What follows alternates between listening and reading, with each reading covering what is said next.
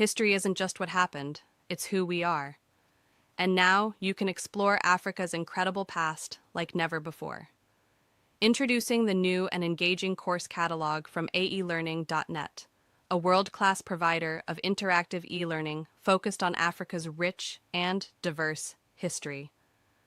From the rise of ancient Nubia and the power of the Mali Empire, to the architectural wonders of Egypt and the development of astrological knowledge by the Dogon people, each self-paced course brings history to life through stunning visuals, immersive video lessons, and interactive assessments. Designed for students, educators, and lifelong learners around the world, AE Learning's courses make discovering Africa's story easier, deeper, and more engaging than ever. With AE Learning, education meets flexibility. Whether you're a student, teacher, or lifelong learner, our platform gives you access to credible knowledge, rich multimedia lessons, and tools that make learning African history engaging and unforgettable. Join thousands of learners already rediscovering Africa's past and shaping its future. Visit www.aelearning.net today. Start your journey through Africa's past today, because the story of Africa is the story of us all. AE Learning, inspiration through high-quality education. Danfo offers unparalleled, curated, and bespoke tours across Africa for travelers seeking genuine cultural experiences, enriched with magnificent sights, sounds, and flavors found on the continent. Each trip is reliably curated to ensure visitors are gifted with an immersive and authentic adventure. Whether you find yourself strolling along the charming white sand beaches of Sierra Leone, feasting on the mouth-watering delicious foods in Senegal, observing or partaking in various aspects of the Isheshe traditional system Ifa native to Yoruba land, Nigeria, with Danfo, you will rediscover a fulfilling sense of kinship to the true heart of the motherland, her communities. Our core values focus on integrity, quality, safety, and sustainability. We are uniquely committed to assisting with the advancement of African infrastructure and promoting African businesses, so both travelers and the communities they visit receive beneficial exchanges. At Danfo, we understand the importance of connectivity, and we have created a model which provides bespoke experiences based on your passions or hobbies. With us, expect a long-lasting spiritual bond between you and your destinations. Live, love, Danfo.africa. To learn more, visit Danfo.africa.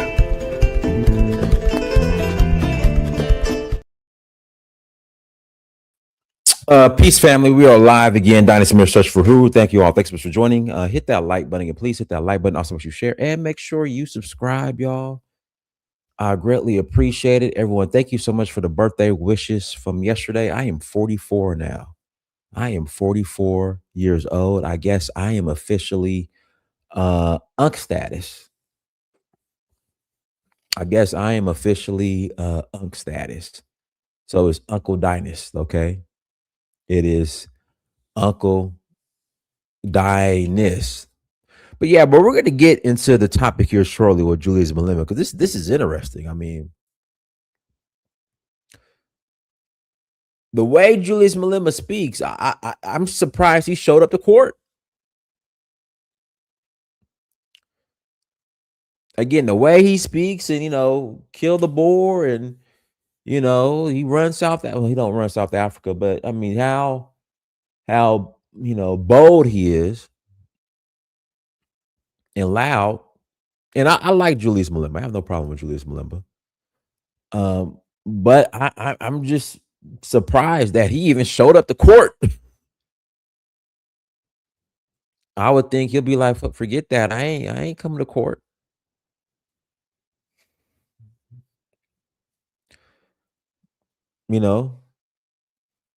But we'll get into what happened here shortly. But hit the like button and please hit that like button. Also, make sure you share and make sure you subscribe. I know Elon Musk is probably having a field day about this. In fact, do you think Elon Musk has anything to do? Because Elon Musk can't stand Julius Malema or Donald Trump. They can't stand Julius Malema. So do you think he by a chance might have had something to do with what happened? Because I mean he can't stand Julius Malema. You know, like Elon Musk is out here acting like, the Afrikaners, that they're the victims. And I'm like, come on, man. You guys had the apartheid system. And now that the local, the South Africans, the blacks have actual equity now in the country, all of a sudden, they feel oppressed, which is laughable. Even this whole refugee Afrikaners seeking refugee status in America, that was laughable. That was hilarious, actually. Um, but yeah, again, the way Julius Malema talks, how loud he is, how militant he is, how he's ready to go to war at any time. I'm shocked he even showed up to the court case.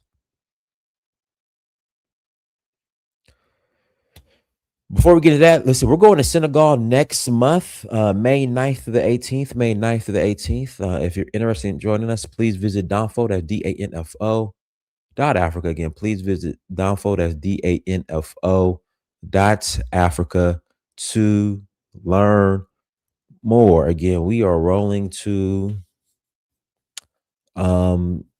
Senegal, May 9th through the 18th. Absolutely looking forward to that. Cannot wait. We are going to have an awesome time in Senegal. Best food in Africa, if you ask me. Again, Senegal has the best food in Africa. If you ask me, the best, absolutely the best jollof, best food. I love Senegal. The culture. Senegal is a beautiful place. I love Senegal. It depends on which day of the week. Uh, Malema walks free, no jail appeal pending. Well, we'll see. But that's going to be interesting, and I just wonder how that's going to affect South Africa's future because Malema represented the struggle and, well, not necessarily the struggle. I guess you could say the struggle, but the resistance. He represented the resistance and fighting back, and he wanted to get rid of the Guptas. So it's going to be interesting to see how this affects South Africa's future and South African politics. But he got arrested, from my understanding, for a gun charge. I guess he discharged a gun um, at a rally. So I think that's what happened. He discharged a gun at a rally, and they want to lock his ass up for it. Unfortunately, that's just the way it is. So that's what's going on. There again, we're going Senegal May, Nigeria in August, Zanzibar in September, Namibia and South Africa. I'm sorry, Ivory Coast and Ghana in November, and Sierra Leone in November as well. If you're interested in joining us, please visit Danfo, that's Danfo.Africa. If you're interested in joining us, please visit Danfo, that's Danfo.Africa to learn more. Without further ado, let's jump into it. Julius Malema sentenced 5 years. I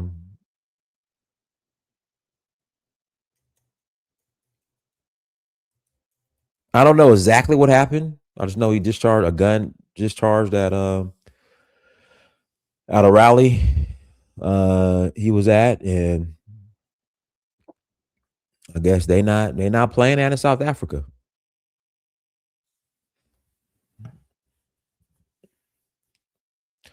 So he got 5 years. Now, is he gonna serve those 5 years? Okay, here we go. Here we go. Here's him actually doing it. I mean, come on. Do At least not get a this. consolidation loan until you see this. Guys, Hey, don't get a Mario Lopez consolidation here. loan If until you're you see thinking this. about getting a consolidation loan to combine your credit card debts or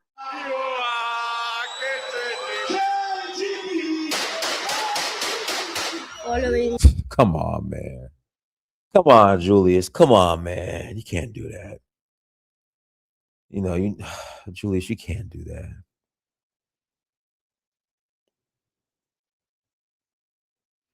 Come on, Julius, you can't do that, man. Come on, man. Well, that's not an AK-47. That's let me go back to it. What kind of gun is that?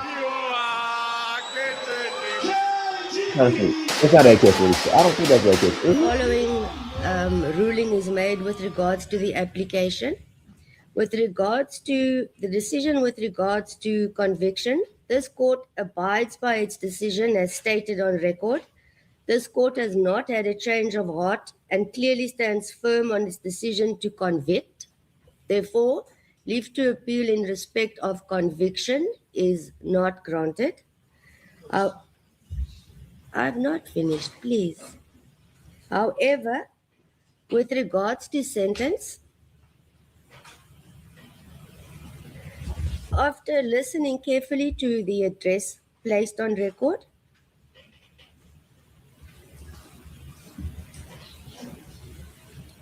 in respect of sentence, there is always a possibility that another court may come to a different conclusion regarding sentence.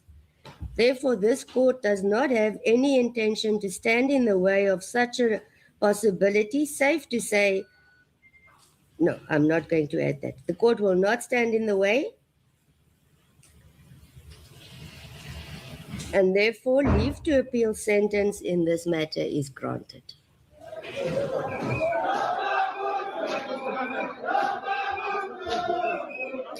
So today, the proceedings were the last day in this particular court, with the magistrate granting them a leave to appeal a sentence, but refused or dismissed their application to appeal for a conviction. And of course, there was a commotion inside between the AfriForum and members or leaders of the EFF because we must remember. Okay, now AfriForum, that's the white, like the white supremacy group, the white supremacist group in South Africa, or like the pro-apartheid group. Is that AfriForum? Remember that AfriForum was or is the complainant in this particular case. Malema went outside the court, addressed the supporters. Whoa, hold on. So you're saying AfriForum, they're the ones that brought up the guys? Help me out. So AfriForum, they said they're the complainants in the case. So they actually filed. I'm confused now.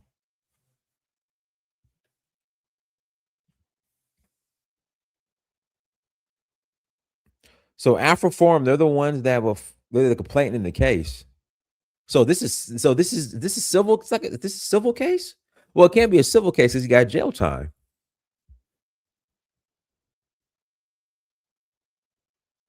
I need answers now. So AfriForum filed, but how could they do that and this not be considered a civil case? Because how were they affected? Did he shoot at them specifically? Why didn't the state or the government bring up charges? Or post a link? Yeah, somebody has to explain this to me. This is crazy.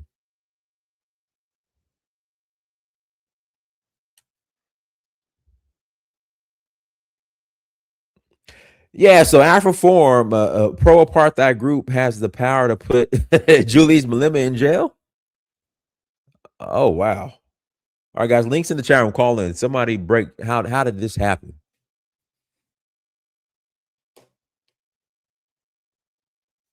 The links in the chat room. Let's continue. This is interesting. Of course, the first thing was to accuse the magistrate of racism. Magistrate Oliver is a racist of note, and she must know that in her sleep, that she's a racist and she's possibly a member of AfriForum. And then calling or announcing that they are going to report the magistrate to the magistrate commission, accusing her of bias, accusing her of not reading, of not properly reading her judgments. We are going to appeal this matter. We are going to make sure we go to Grahamstown and we are going to dismiss a judgment which was poorly read and which was poorly written. She has granted us leave for appeal on sentencing and refused to give us leave to appeal on conviction. We must petition the High Court to appeal the guilt verdict and the sentencing itself. There is an appeal, because they've been granted an appeal to go to Makanda High Court. Their leadership is already there, like the deputy president of the EFF, Mr. Gojrit Gade, is there with papers to make sure that they appeal the sentence. So that's where we are right now, and with the EFF, I mean, with the leadership of Malema, taking an opportunity to campaign and calling on EFF supporters to vote the. Hold on, a rally took place in 2018. Wouldn't there be, unless somebody got shot and killed, wouldn't that exceed the statute of limitations? We're almost done with this. I'm gonna bring Elvis on. See out of government in the Eastern Cape.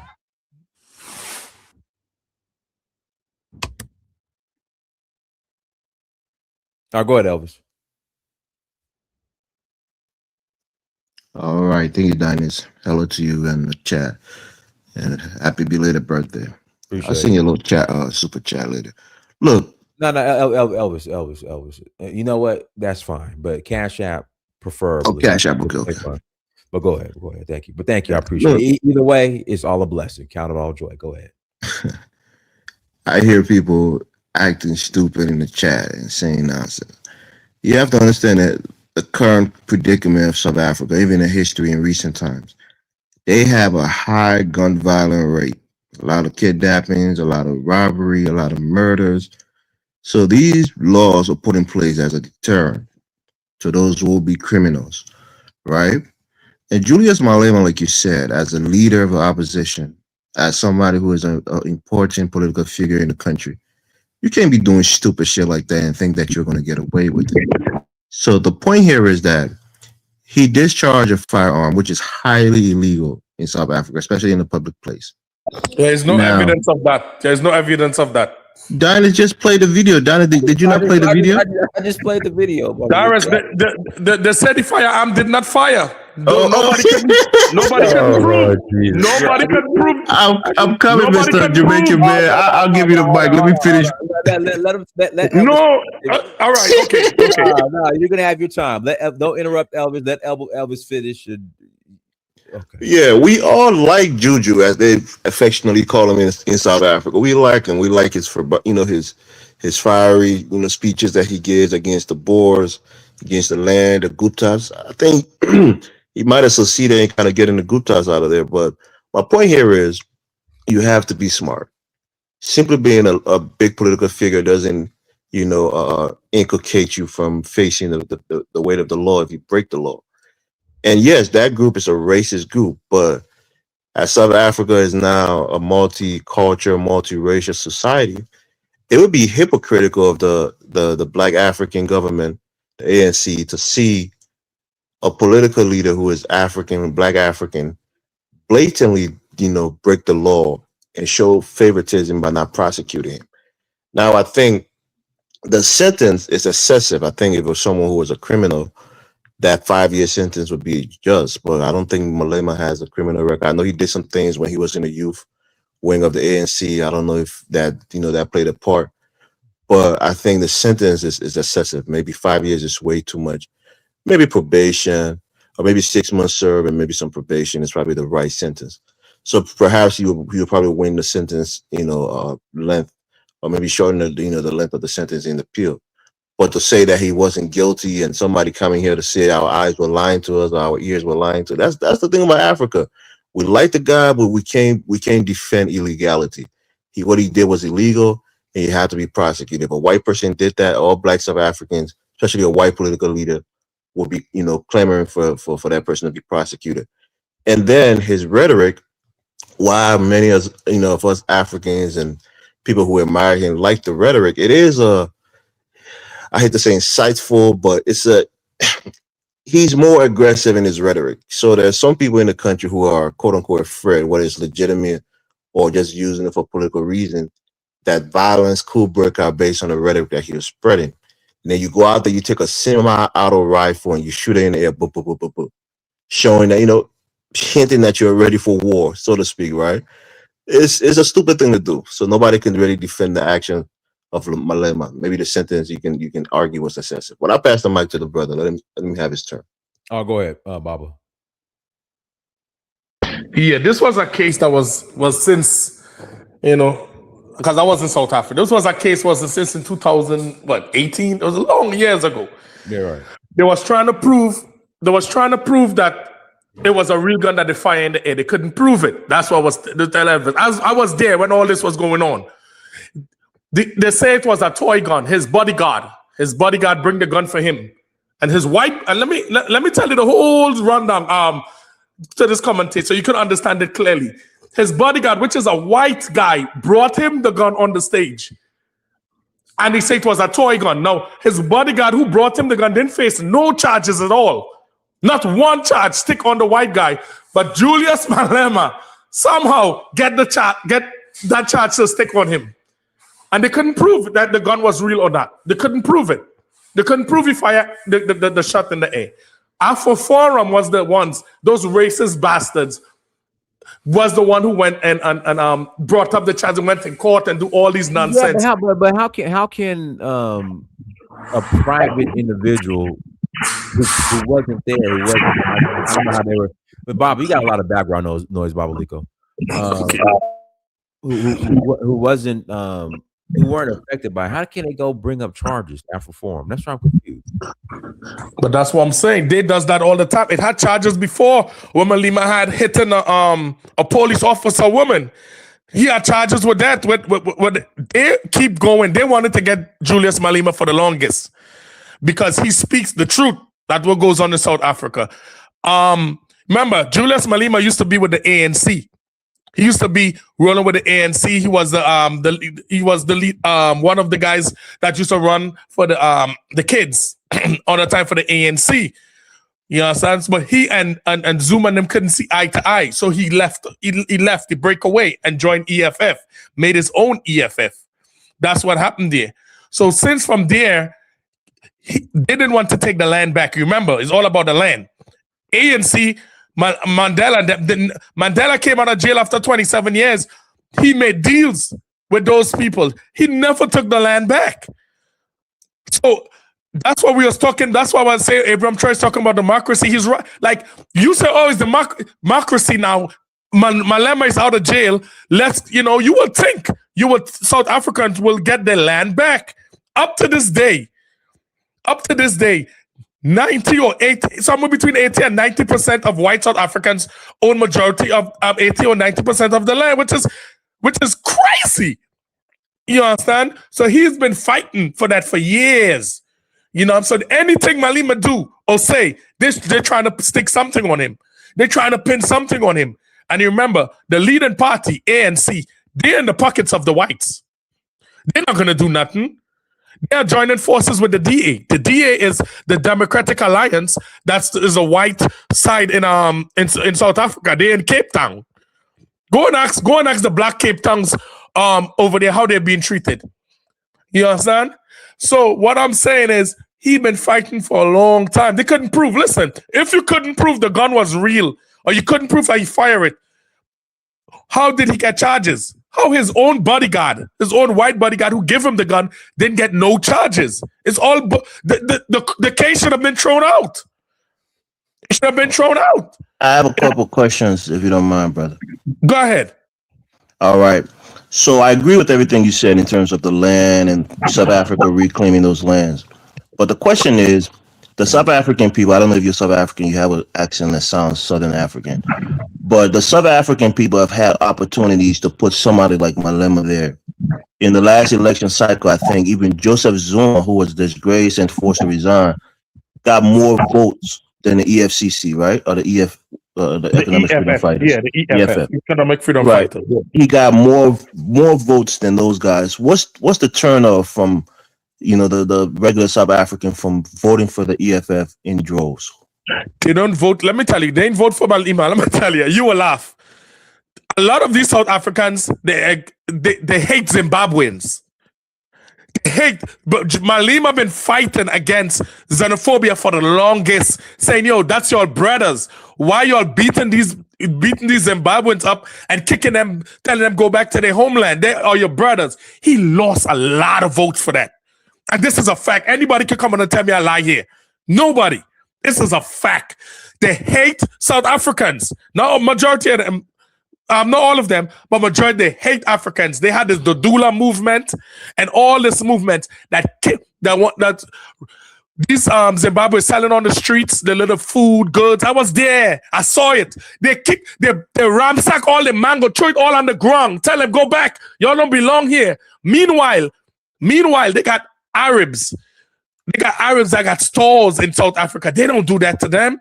They got all type of people, Muslims, all type of people from all over. They got stores there, Indians. They don't do that to them, but they do that to the blacks, Zimbabweans. I never went back there after when the year was there in 2020. I find it was disgusting the way how these South Africans was acting. You understand? Because I was one of them who, it have a guy online that was a comment named King Say So.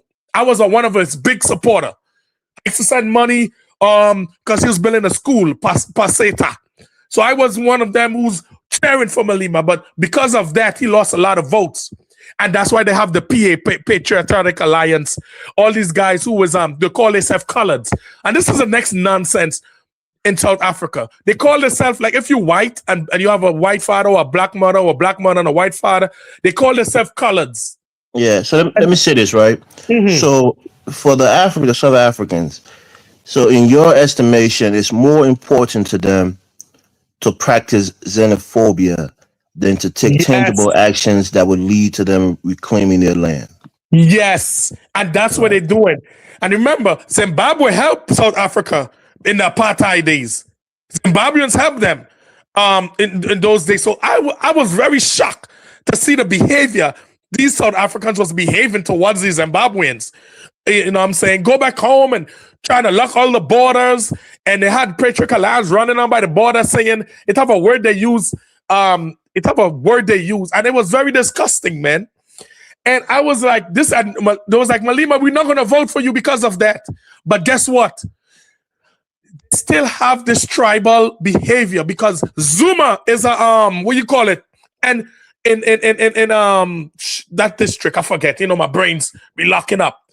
And he got like 40-some% of the vote there because he's... what is it? Is it KwaZulu Natal? That's where he's from? Yes. You're right. KwaZulu Natal, and he got majority of the votes there. So you said Zuma got more votes than EFF, but it's only in that district because KwaZulu Natal, they get like the majority of the votes there. Yeah, but nationally, he got like second next to the ANC, which is crazy. He got 14. He got around 14-point-something%.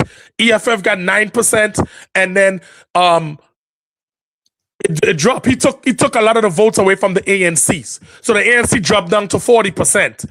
So when the ANC dropped, they needed 50% to go to govern. And guess who they went with? The DA. I know they had a Democratic Alliance. They went with the whites in Cape Town. And Patriotic Alliance, the coloreds that hates Zimbabweans. So that's why Malema is getting a fight there. Malema was the first person before Abraham Traore and Goita. Malema was the first person I ever heard say, let's nationalize mines and banks. Stop have these people coming and controlling and people used to say, Malema talking garbage. He don't know what he's saying. But he was the first person to say that on record, let's nationalize our banks and mines, which is working perfectly, which it should have been done. But the ANC is under Ramaphosa talks a big game. He's like the president of Ghana. They talk big, but they does nothing behind it. They got no backbone. They just talk big, and a lot of people eat them up, and they don't do nothing behind it. Ramaphosa talk all this. Remember when Ramaphosa came to New York, he said, in Washington, he sat down with Trump and was playing the video of Malema jumping up saying, kill the Boer, kill the farmer. And Donald Trump asked Ramaphosa, why you didn't arrest? So all of this is they've been trying to arrest him for a long time. Donald Trump told Ramaphosa, why you don't arrest this guy who's jumping up saying, kill the farmer, kill the Boer? Okay, one second, please. Hey, Donis, I send you a cash app. I hope you got it. And I was gonna say thank you here. In fact, I'll go ahead and do it now. Shout out to Elvis for the $40 holla for my birthday cash app, and then also shout out to Terrence Mills for the $10 holla. I appreciate you. All right, go ahead. I got you. Can you please play that video again, because everybody didn't see the videos, and we can make they can make a judgment for themselves. Okay, go ahead, Bob. I'll play it here. Yeah. So Donald Trump been asking to arrest this guy for the longest, and Ramaphosa was like, "Oh, we can't arrest him just like that." And Donald Trump was like, "Why?" And he was like, "Oh, we got free speech and is in South Africa. We got free speech, you know." And so from that, they've been trying to arrest him because the guy talks the truth. The guy's been talking about taking back the land. Do you know Malema took back some of the land from those whites and told them, "Yo, you got to share these lands. These people got to share," and took some of the farmers, give some of the land back under the EFF to help some of them blacks. And EFF built them house, built Granny's house. He built a Zimbabwean woman a house as well. And he was crucified for that in South Africa. So that's why Malema will never get to be president in South Africa, because it's a big hatred against people from Zambia and Nigeria. The South Africans have this hatred over there, and that's the thing. To me, when you live amongst a lot of these colonizers, you got to be very careful, because they're going to give you jobs, they're going to set you up on farms, and then they're going to brainwash you. A lot of these people, they're brainwashed. You understand? They're brainwashed, and that's the problem in South Africa. So that's the big problem with Malema and the EFF. And Zuma, he's not going to... Remember, Zuma was president, right? And remember, he had the corruption with those Indian guys from doing that corruption, and he was kicked out. And then the Guptas, right? So he's not. What is Zuma's going to do? I thought Zuma was going to link up with Malema, and two of them would have go against the ANC, but that didn't happen. You know what I'm saying? So that's the whole issues there. That's why Malema doesn't get a lot of... Everybody's asking what is Malema accused of. That's why I want Dennis to play that video. That's what he was accused of. Let me play the video again right now. Then I got to pass the mic to Niger. Give me 1 second. Let me share the screen. All right, so this is Julius Malema. Hold on, let me... All right, here we go.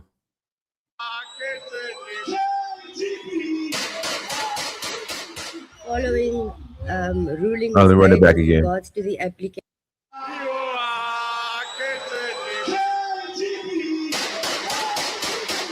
Following all right, so Bobby, your theory is that those were blanks he was shooting? That's what they said. They got to prove it. I mean, it could be real bullets, it could be real gun, but what I'm saying, you Julius, you got to prove these things, right? They had nobody to prove it. They brought the gun, and the gun they told them to bring was a toy gun. So they was like, well, is this the real gun? There was like, this is the real gun. So there was like, it was a toy gun. So they couldn't prove it. They asked the bodyguard, you show right there where Julius Malema was shooting the gun. You didn't show way back when the white bodyguard came and gave it to him. So he was cleared of all charges, and he's saying it was a toy gun. So if he was cleared, how come Julius Malema wasn't cleared? Malema has a white bodyguard talking all that junk. Come on, man. So what? So what? You have a white bodyguard. I mean, you got the enemy protecting your back. Come on, bro. Come on. But that's what I'm saying. That's to even show you how the court system is. He have a white bodyguard, and the white bodyguard got away, and he didn't get away. So that's what I'm trying to show you guys. That's why But sometimes some of you guys that's not a toy gun sound, man. We know gun sound unless it's edited afterwards to sound like a real yeah, gun. but It's then not you a got to toy show the gun. proof. You got to show the proof for Yeah, your you gun. got to like ballistics and all that. Let me pass the mic Yeah. to Nigel. Go ahead, to Nigel. Yeah, thanks for having me, Diners. Greetings to all the panelists, chat, and the viewers. I gathered that in South Africa, discharging firearm in public is, it can be a fine. They can issue you fine or up to 15 years in jail. And this is an event that occurred around 2018. So I may be surprised for someone of his caliber to be given 5 years. And from what I gathered too, he has the right to appeal, which he has already done. And this could go on for years again. I would say for somebody as important as he is, he shouldn't have put himself in that position. He knows they want him. They are targeting, looking for every excuse to, nail him somehow. But then again, if they truly want to nail you, no matter what you do, they will find something on you. So from that point of view, you can argue that there's no win. However, his politics, I find his politics a little bit uncomfortable because a lot of Africans, the mistake we make is that we are in democratic capitalist systems and we are advocating for socialist systems.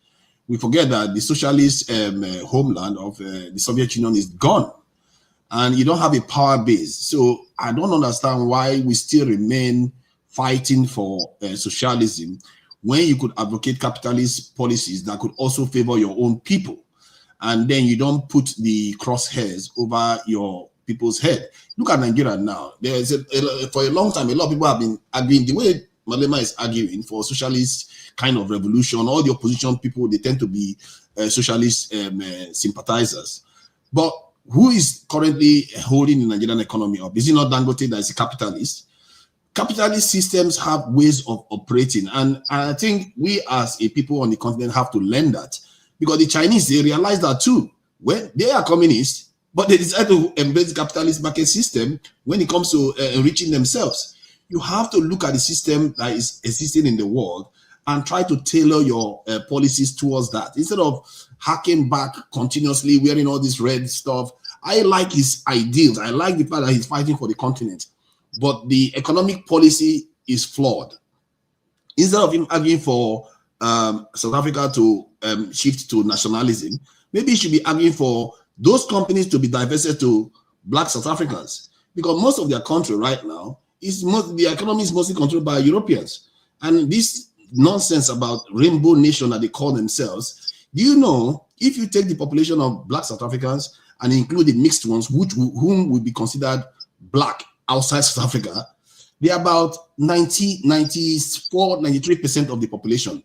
Do you know the UK where I sit, you have about 80% European population, 85% European population. They don't call themselves Rainbow Nation. Many Western European countries don't call themselves Rainbow Nation, even if they have more than 10% non-European populations. So it's about Black South Africans. They've gotten themselves to this state whereby, I don't know whether it's inferiority complex or brainwashing of the elite, that they hate their own fellow Africans after their own people. I just want to give Danny some breaking news. Perhaps he heard his news that happened today or this week. Kemi Seba was arrested in South Africa, right? Whoa, hold on, slow down. I had no clue. Yeah, I think they said he got arrested on Monday, but it just came out on BBC.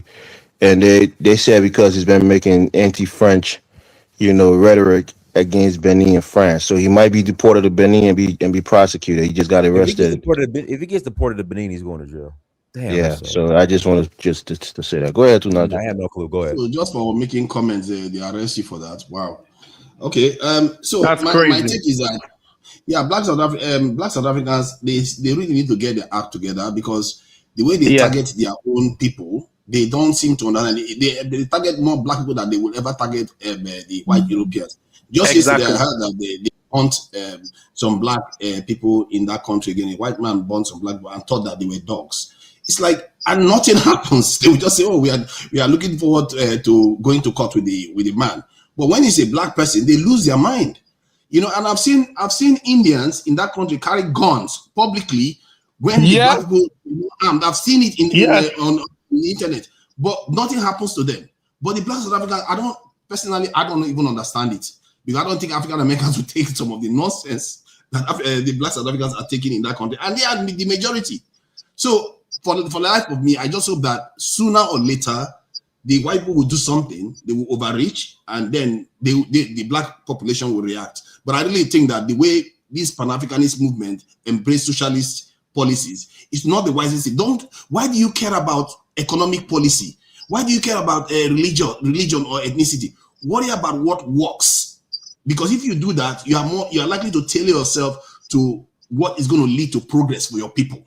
Because this embrace of socialism makes them a target to the West constantly. They keep targeting them in Nigeria, in South Africa, in Ghana, everywhere they go, they keep targeting. That's why they hated Kwame Nkrumah, because Kwame Nkrumah was embracing socialism.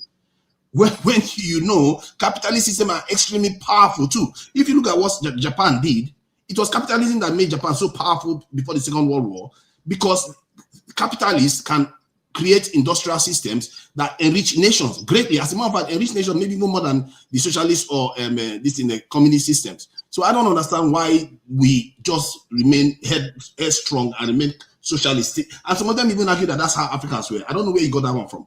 Who told you that Africans were socialists by nature? We've always been capitalists. The whole world has always been capitalist. So I will just leave it at that. I hope he doesn't go to prison. And if he does, you know, South Africans, they are quite strict. What's his name? Zuma went to prison too. So he's not the first person to go to prison as a top black South African. But let's hope he doesn't go to prison for just discharging weapons in public, and he's able to carry on his struggle. If he goes to prison, what is the worst that can happen? He might come out even becoming more popular, just the way Mandela was popular. So I'll leave it at that. Thank you. Hi, Dennis. I'm here, you know. Diners might be in the back, but you can go ahead, V. I think it's your time. Oh, okay. Anyway, hello to you all. Regarding this Malema thing, I was very surprised. I just saw it and then finished reading of what's going on, and then I saw Diners was on, so I thought I'll come, and I heard you guys talking. I said I'll come on.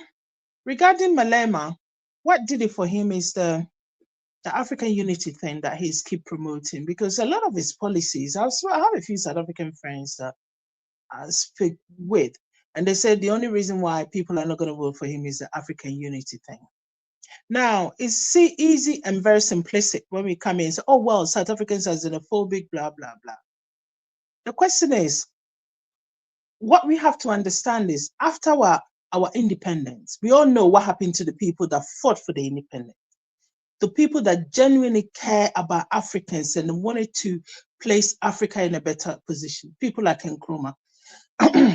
My father was a strong supporter of Nkrumah.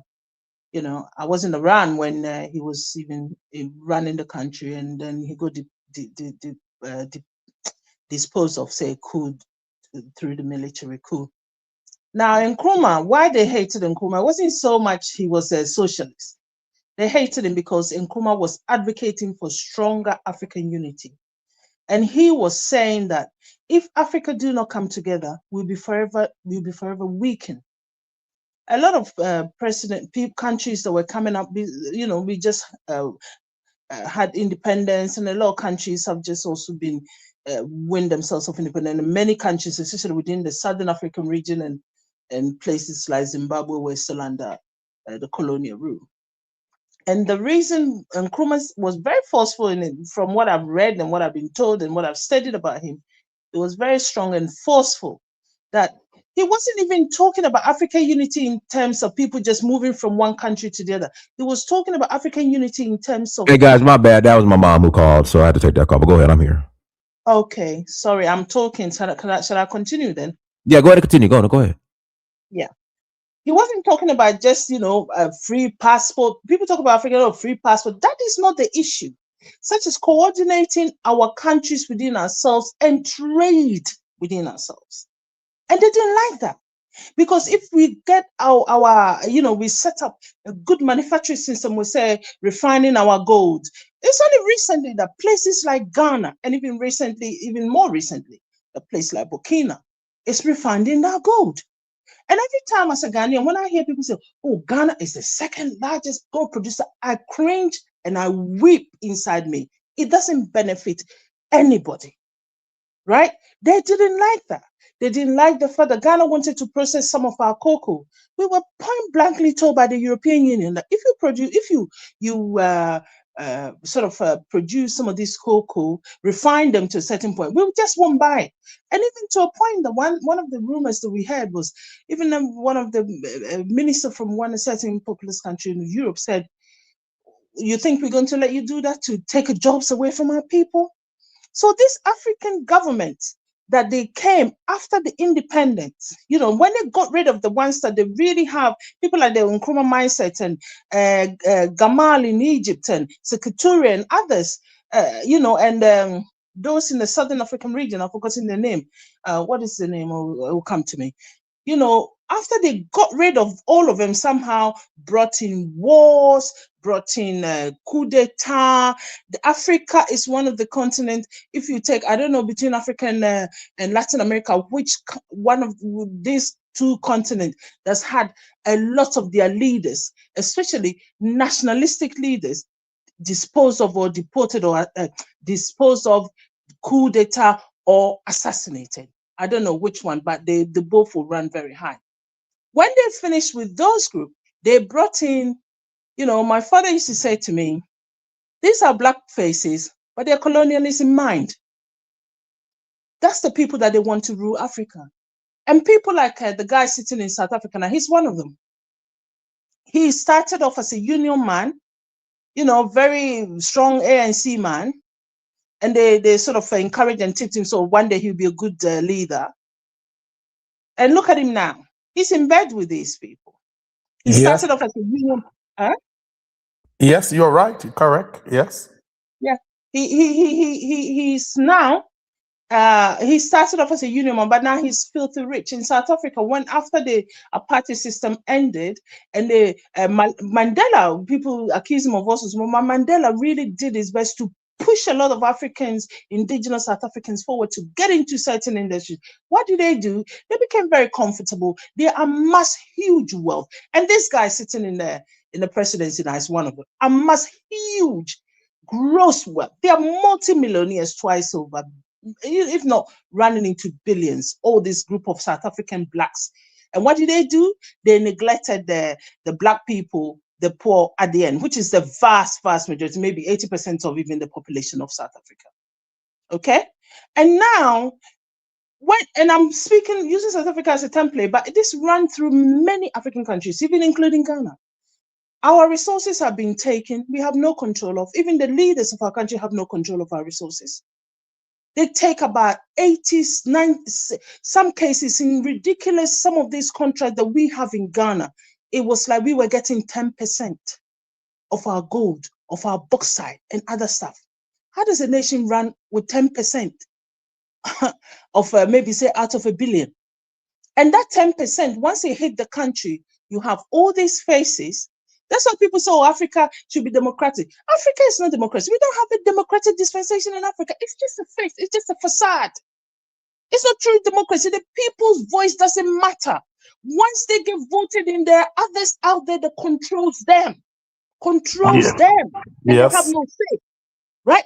So you have a situation whereby you're getting about, the most we were getting is about 15% of our mineral resources. Now you get that percentage. And that 15%, the people that run this so-called democratic, I'm using Ghana now, as a democratic country, they will take about 80 to 90% of it. Then the vast majority of people is left with about 5-10%. We have a situation in a country that, one time, one of our presidents went to Qatar, right, for one of these meetings that they do, something that they organize there in this UAE. He went there, and the emir, the guy of Dubai, I don't know whether they call him Sheikh or emir or whatever, the top guy in Dubai, he came out purposely to say thank you to Ghana's government that year, that particular year, Ghana spent about 3 billion worth of gold to Qatar alone. And with that year, not long after that, but a year or two, less than 2 years, we were in the IMF begging for $3 billion. It was estimated that you will cry when you hear these things. As an African, makes you cry.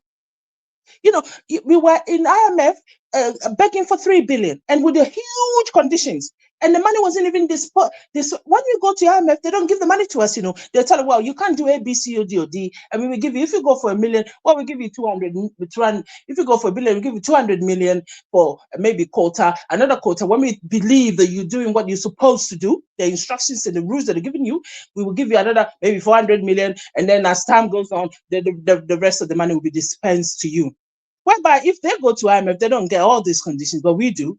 But our leaders love to go to IMF because they themselves have stooped themselves so low, and corruption has sort of been consumed by corruption. They cannot see, and also they've been controlled. If anybody tells me, apart from this, that's not true. What is not true? The fact that IMF don't give African country what they ask for, it's not because of racism. It's because we I'm have not a saying history. racist. I never Right. said We have a history racism. of defaulting on our loans. We have a We have history a of history of corruption and stealing the money. So they have Alvin, structural programs to make sure that we can repay the money in a timely manner. When the European, after the Second World War and America and the rest, that the countries on his knees, they went to IMF loan, they went to IMF, and even in between recent past, some countries, they get about 1 or 2% loan interest. When we go, we get about 7%. Yeah, because we're right now we are at higher risk of defaulting and now repaying those loans. Come on now. Let me just finish what I'm saying, because you make me lose my thought. Are you making excuses? It's typical of our men in Africa there. You go and talk to them about why can't you people stand up as men? And they'll tell you, oh, well, you can't do this. You can't do it because of ABC. Stand up as men. Stand up and stand up for your people. Okay. What do you mean? I guess you didn't live in the United States, but here we have credit scores. The credit scores usually sometimes determine your interest rate. If you have a low credit score, you're going to pay a higher interest rate. It's nothing to do with credit scores. If you have a The lady is situation- right, Elvis. The lady is speaking right. Because what the European does, they give you those loans and then they give you huge interest rates. So she is right. A lot of those you cannot pay back because they give you a bunch of stipulations. Oh, you can't do this, you can't do that. Remember, Traore said he wanted to fix roads. They charge him over $1,000 billion to fix the road. So how are you going to pay that back? That would be $1 trillion, $1,000 billion. Come on now, let's not exaggerate. Let's speak on facts. That's what he said. He says it's $1,000 billion. Guy, let me finish. Let me finish. Did I pass Africa? My thought. Otherwise, it's not even the IMF loan, and I'm not talking about racism. They do it to Southern American countries. They do it to Asian countries. It's no question about racism. It's a system that is set up that it goes against us. So we should rid ourselves of it. That is what the Sahelians wants to do, and that is why I support them. Because you will never win with that system. We will never win. We will never get anywhere. You tell me, these people will tell us, oh, we gave Africa X amount of $1 billion in maybe aid or something. Do you know how much they're taking back? They're taking about 100 billion back. They give us about 10 billion. They get up. It's always the balance. It goes against us. It's no question of saying it's of race. They're just doing what they're doing because it helps them. And I wish. Can I just add something? What you are saying, you see, if you look at what happened in Iran recently, it tells you full well that the problem is not necessarily the Europeans or the world. It's Africans that are not taking charge. They are not ambitious for their people. They don't ask for anything. I see that in Nigeria all the time. Our leader will go to Washington or London. He will ask for training.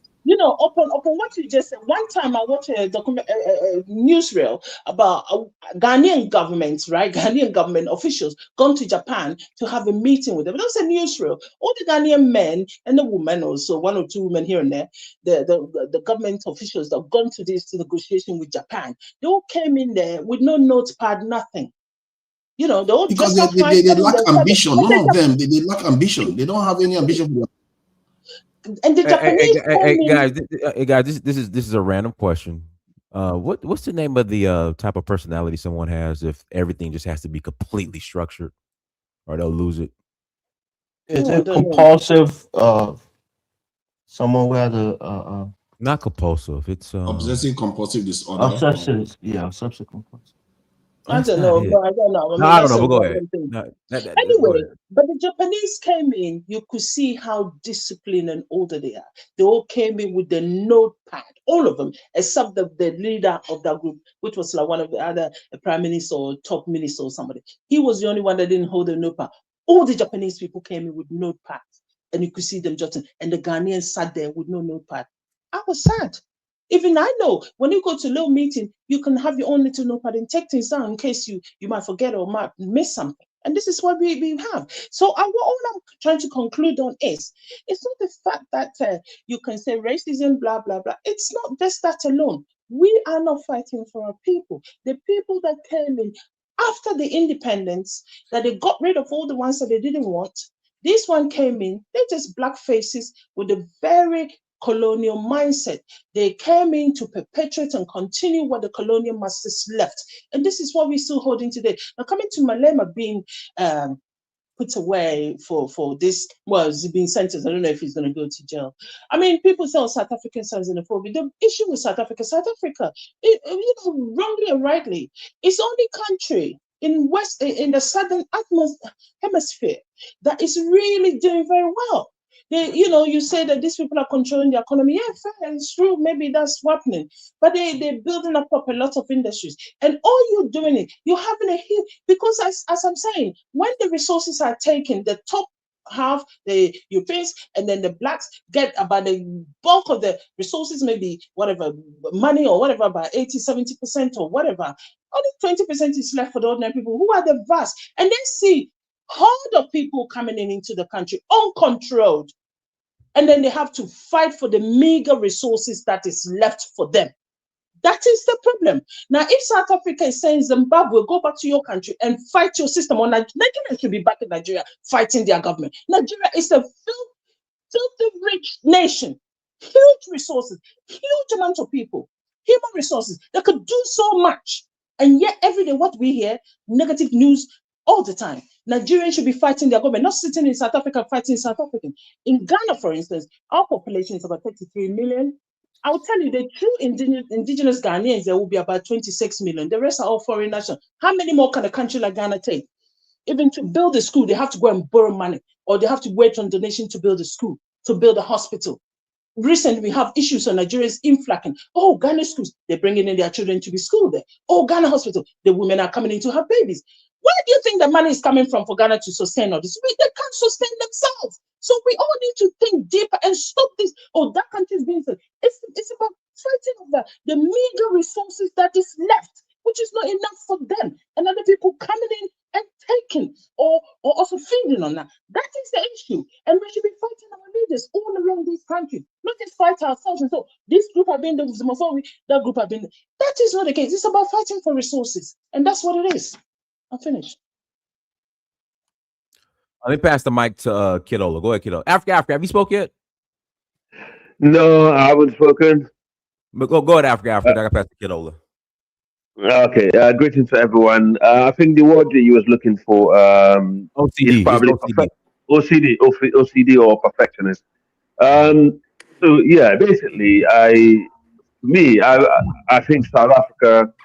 You know, if you look at how South Africa is as a country, to begin with, before the Europeans arrived to that land, you can see they don't have any cohesion in that place. The way it seemed like to me, okay, looking at it from the outside, you had the Bantu invasion, which is Shaka Zulu, you know, who went over there, and obviously you got the Khoi, you got the San people over there, and obviously they was barely wiped out by the Bantu, who are obviously, I think, are still the majority of that region.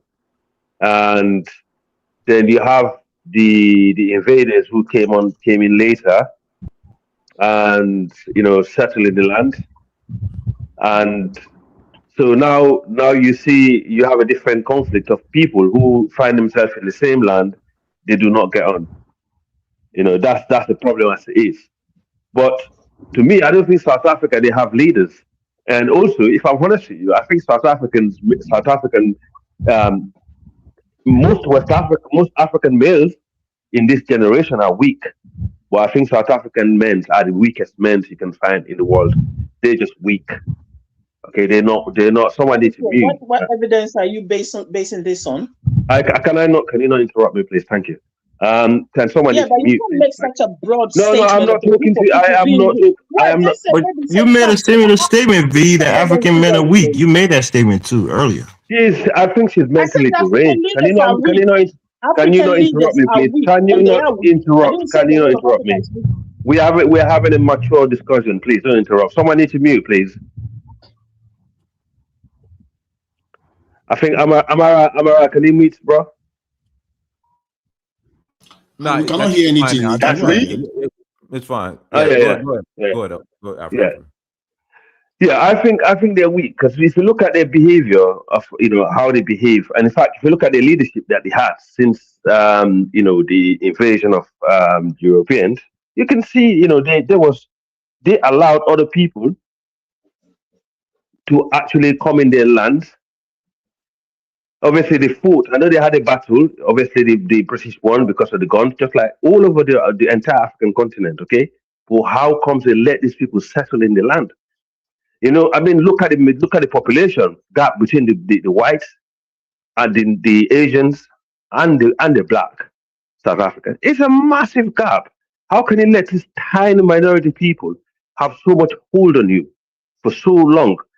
And you even have other Europeans who help you fought against their own people to give you independence. Then I start blaming Mandela. Nelson Mandela is one of the people, I would say, who is a traitor to his own race. Yes. Nelson Mandela is a traitor to the entire South African race, for that matter, because he allowed these people to actually have a stronger foothold in a different way by allowing that term rainbow nation. Why would he allow an African country or African place like South Africa, a country like South Africa, a majority Bantu country? Obviously, we know they're not Bantu, are not native to that land. They went there, but how You can see, he this allow is that to where be rainbow nation? all right, let me mute myself because I'll mute myself Please, because thank you you. see, That would be the yeah, best thing but you ever do you're for making a Clearly anybody. not lot of a Can rainbow you just nation. mistakes. shut up? You're making a lot of Thank mistakes. you. Let's be respectful to the lady, You know, guys. Mandela is a traitor. That's true. That's I'm not true. He's a talking about Mandela. traitor. The statement he made that Bantus are not originally from that place is wrong. Do They're better. not. Don't you know about the Bantu Let's return. expansion? Oh, this woman is annoying, bro. Honestly, come You on. are Can you? you know, you are Guy, annoying. You hold on. don't respect nothing. Hold on. So don't tell me this woman is annoying. Can you? Hold on. Africa. Let's be respectful. Like I want this. Thank you. I want this to be a safe space for the women. Yeah. For Yeah. everyone. I want this to be Okay. for everyone. So Okay. I apologize for saying. let's not put sex into this. Just please. Yeah, no. I did not anyway. I just like to S up, but that's Okay. fine. I would take that back. I don't, I'm very respectful towards, women. So you know that since I've been on the platform. But some people deserve the respect, and some people also, respect is, it's you have to deserve it sometimes, Dennis. Okay. And Okay. Go so, ahead. You okay, got a so, minute. You got to pass the mic. Go ahead. yeah. I mean, it's already just, I'll pass the mic. Thank you. Okay. All right. Kidola. Go ahead, Kidola. Oh, thank you, Dennis. For me, I have a different perspective. I really don't want to criticize South Africa, really. I will touch on everything in seconds. You see, South Africa, you can't really blame Mandela. Mandela is something years old when he came out. At that age, sometimes we forget about his name, So when they told Mandela when he cheat, he believed them. So the people that surround Mandela, they were giving him everything. They gave him the telephone number of Elizabeth Taylor. They gave him the wife of Mozambique late president crashed.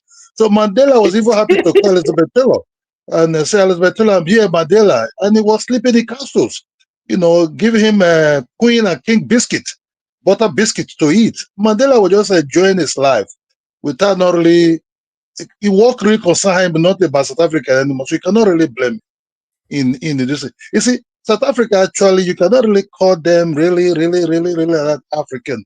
I don't know Africa of a tailor. You see, it was the elite that were moving around. And this elite, they were all drinking, green tea, vanilla tea, and every capital city. They were giving them good food. They were really living their life. And when those the elite returned home, they didn't really tell their people what they enjoy, what the other Africans, how they took care of them, treated them good and everything. So when they came back home, the real ones inside that were fighting, that the white people were shooting, didn't really know much about other African countries. You have to know they isolate them. They were being used as almost like slaves in their own territory. So even Zimbabwe, even they have the same tribe as Zimbabwe, Zimbabwe far away from them. So you cannot really blame them. It's what they see themselves. The real Pan-Africanism, let's just be honest, it's 3 countries: Nigeria, Liberia, and Sierra Leone. The other ones are just want to be Pan-Africanism.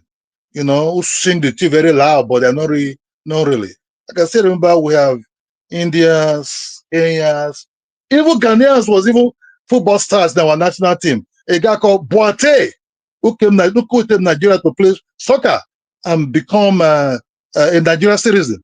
The lady talked about Nigeria coming to their country. I think it's good time now for you people to drive Nigeria away from Ghana, so that we can actually form a revolution and grab these leaders that are bloodsuckers and finally put them where they belong to.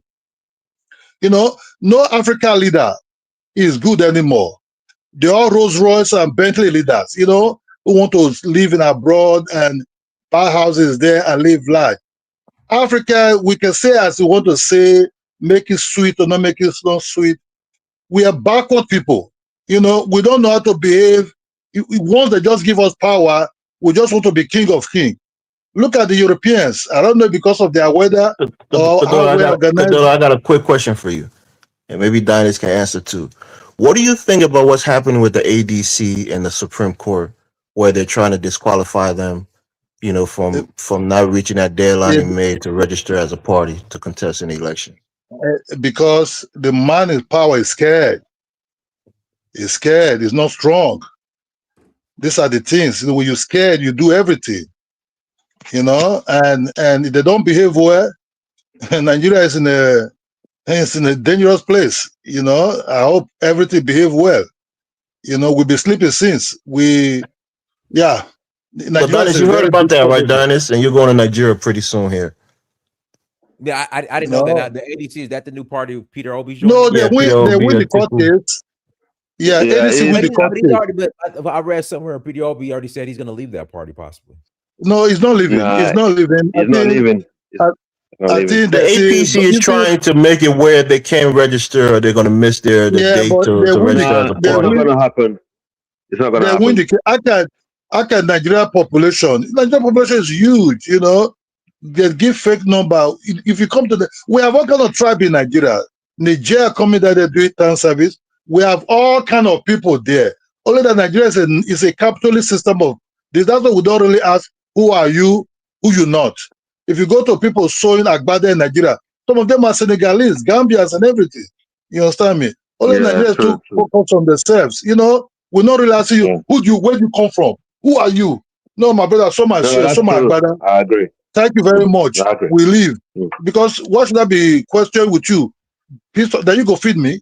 You understand me? I'll go look. I'd rather to collaborate with you, make I get my money. So what I'm trying to say is that we all have problems.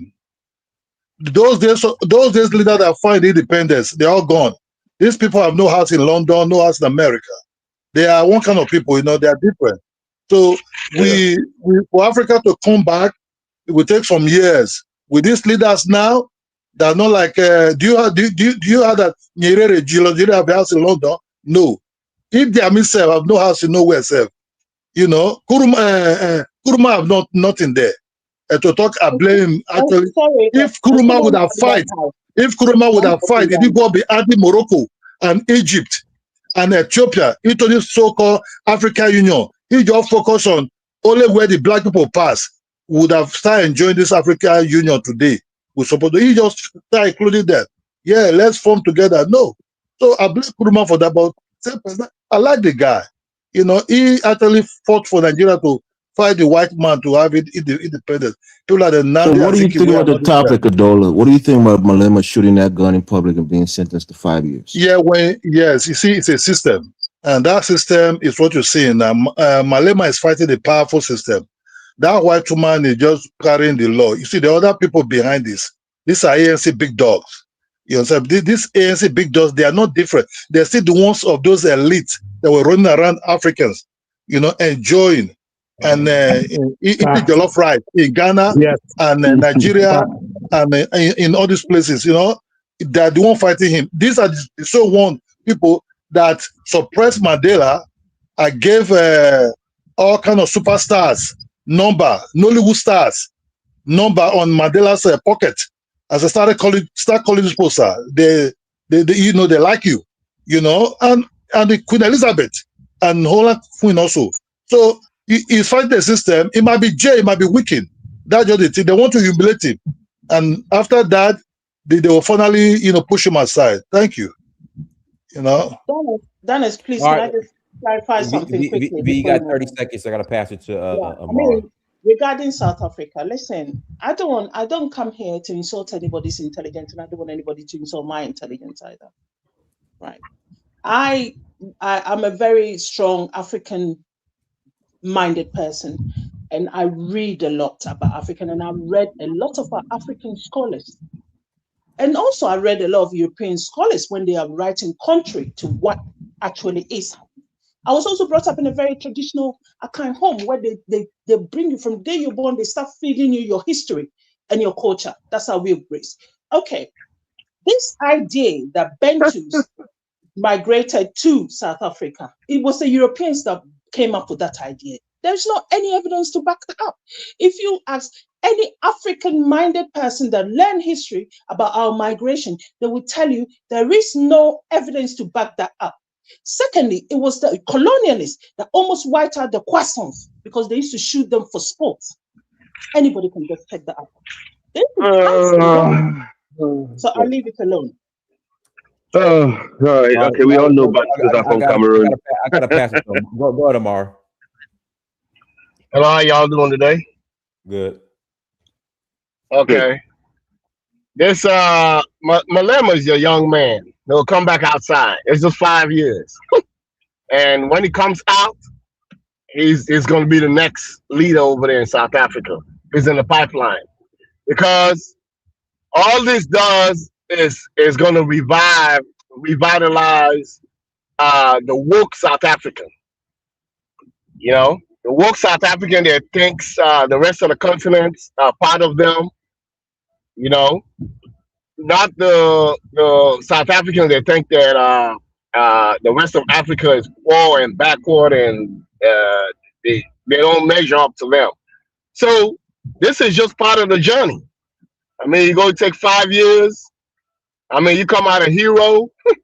I mean, he was struggling to be president. This just catapults him to the next level. So the die-hard people that are still revolutionary think of the days of the struggle will follow him across all parties. So to me, this is just a blip. It's just gonna catapult him to the next level. That's all I gotta say.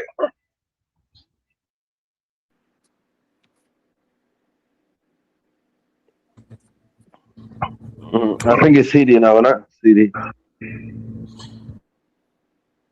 Yeah, go ahead, CD. Hey, partners, everybody. With South Africa's situation, hey, how you doing, Africa? Yeah, with South Africa's situation. Tell God, thank you. Yes, man. So I think Thabo Mbeki was the only true, Pan-African president in South Africa. Jacob Zuma, he was very corrupt. Ramaphosa, the same. And I knew they were targeting Malema for a long time, right? This being a setup. So even when Ramaphosa came to the White House, Trump asked him why they can throw this guy in jail, why this guy can be arrested. So from that point on, I knew definitely he was in trouble, right? So if you go to South Africa, you feel so pathetic for the Black South Africans, I would say the Black people in America are far better off than Black South Africans. By far. And then when you see most of the time people that do well over there are West African, especially Nigerians, and they do extremely well, and they don't like Nigerian, especially West African. So That's true. Nigerians help them a lot to open their eyes, and they don't like, for some other reason, they just don't like other blacks. I don't have any experience with the Zimbabwean, but with the West African that I met there, even when I arrived at the airport, they thought I was Nigerians, right? So they have so much hatred for West Africans. It's unbelievable. But it's sad. It's a sad situation. I don't think blacks of Africa will ever advance anymore, or they're going to be in this situation forever. Uh, with the credit system, they say someone was saying that they give a high credit credit percentage. I don't believe in that. I had the same belief, right? But when you look at the big credit rating agency like S&P, Moody, and Fitch Rating, these are all Wall Street firms. So my experience with Fitch Rating when I was there, African country, black country have the lowest credit rating, lowest. And in the lowest that you have, the higher interest rate they're going to charge on your loan. That's definite.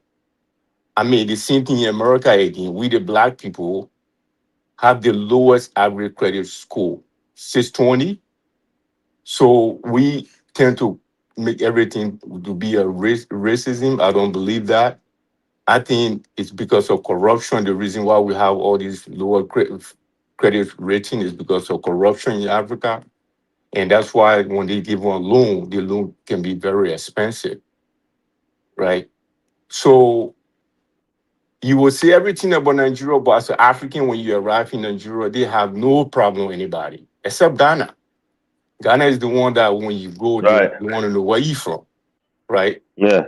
And they Yeah. sold black people to slavery. And they have slave origin over there, And you right? don't have slave Especially law. You see, Accra, you right? guys are full of waffle. You don't have So Please slave let the man agents in speak. You your. see, we need to respect ourselves here, man. Please No, let you are people full of respect you waffle. so Both you of can you, you are respect it. waffling. Listen, the You have respect is slave pop deserved, you all know. along your so coast. You're the only woman on the panel who want to give you respect, No, but please don't just come here and don't tell take that's a that lies. respect Western. for That's a granted. Western Don't woman. come here and tell Don't lies. worry. She's a Western Yeah, lady. Don't, yeah.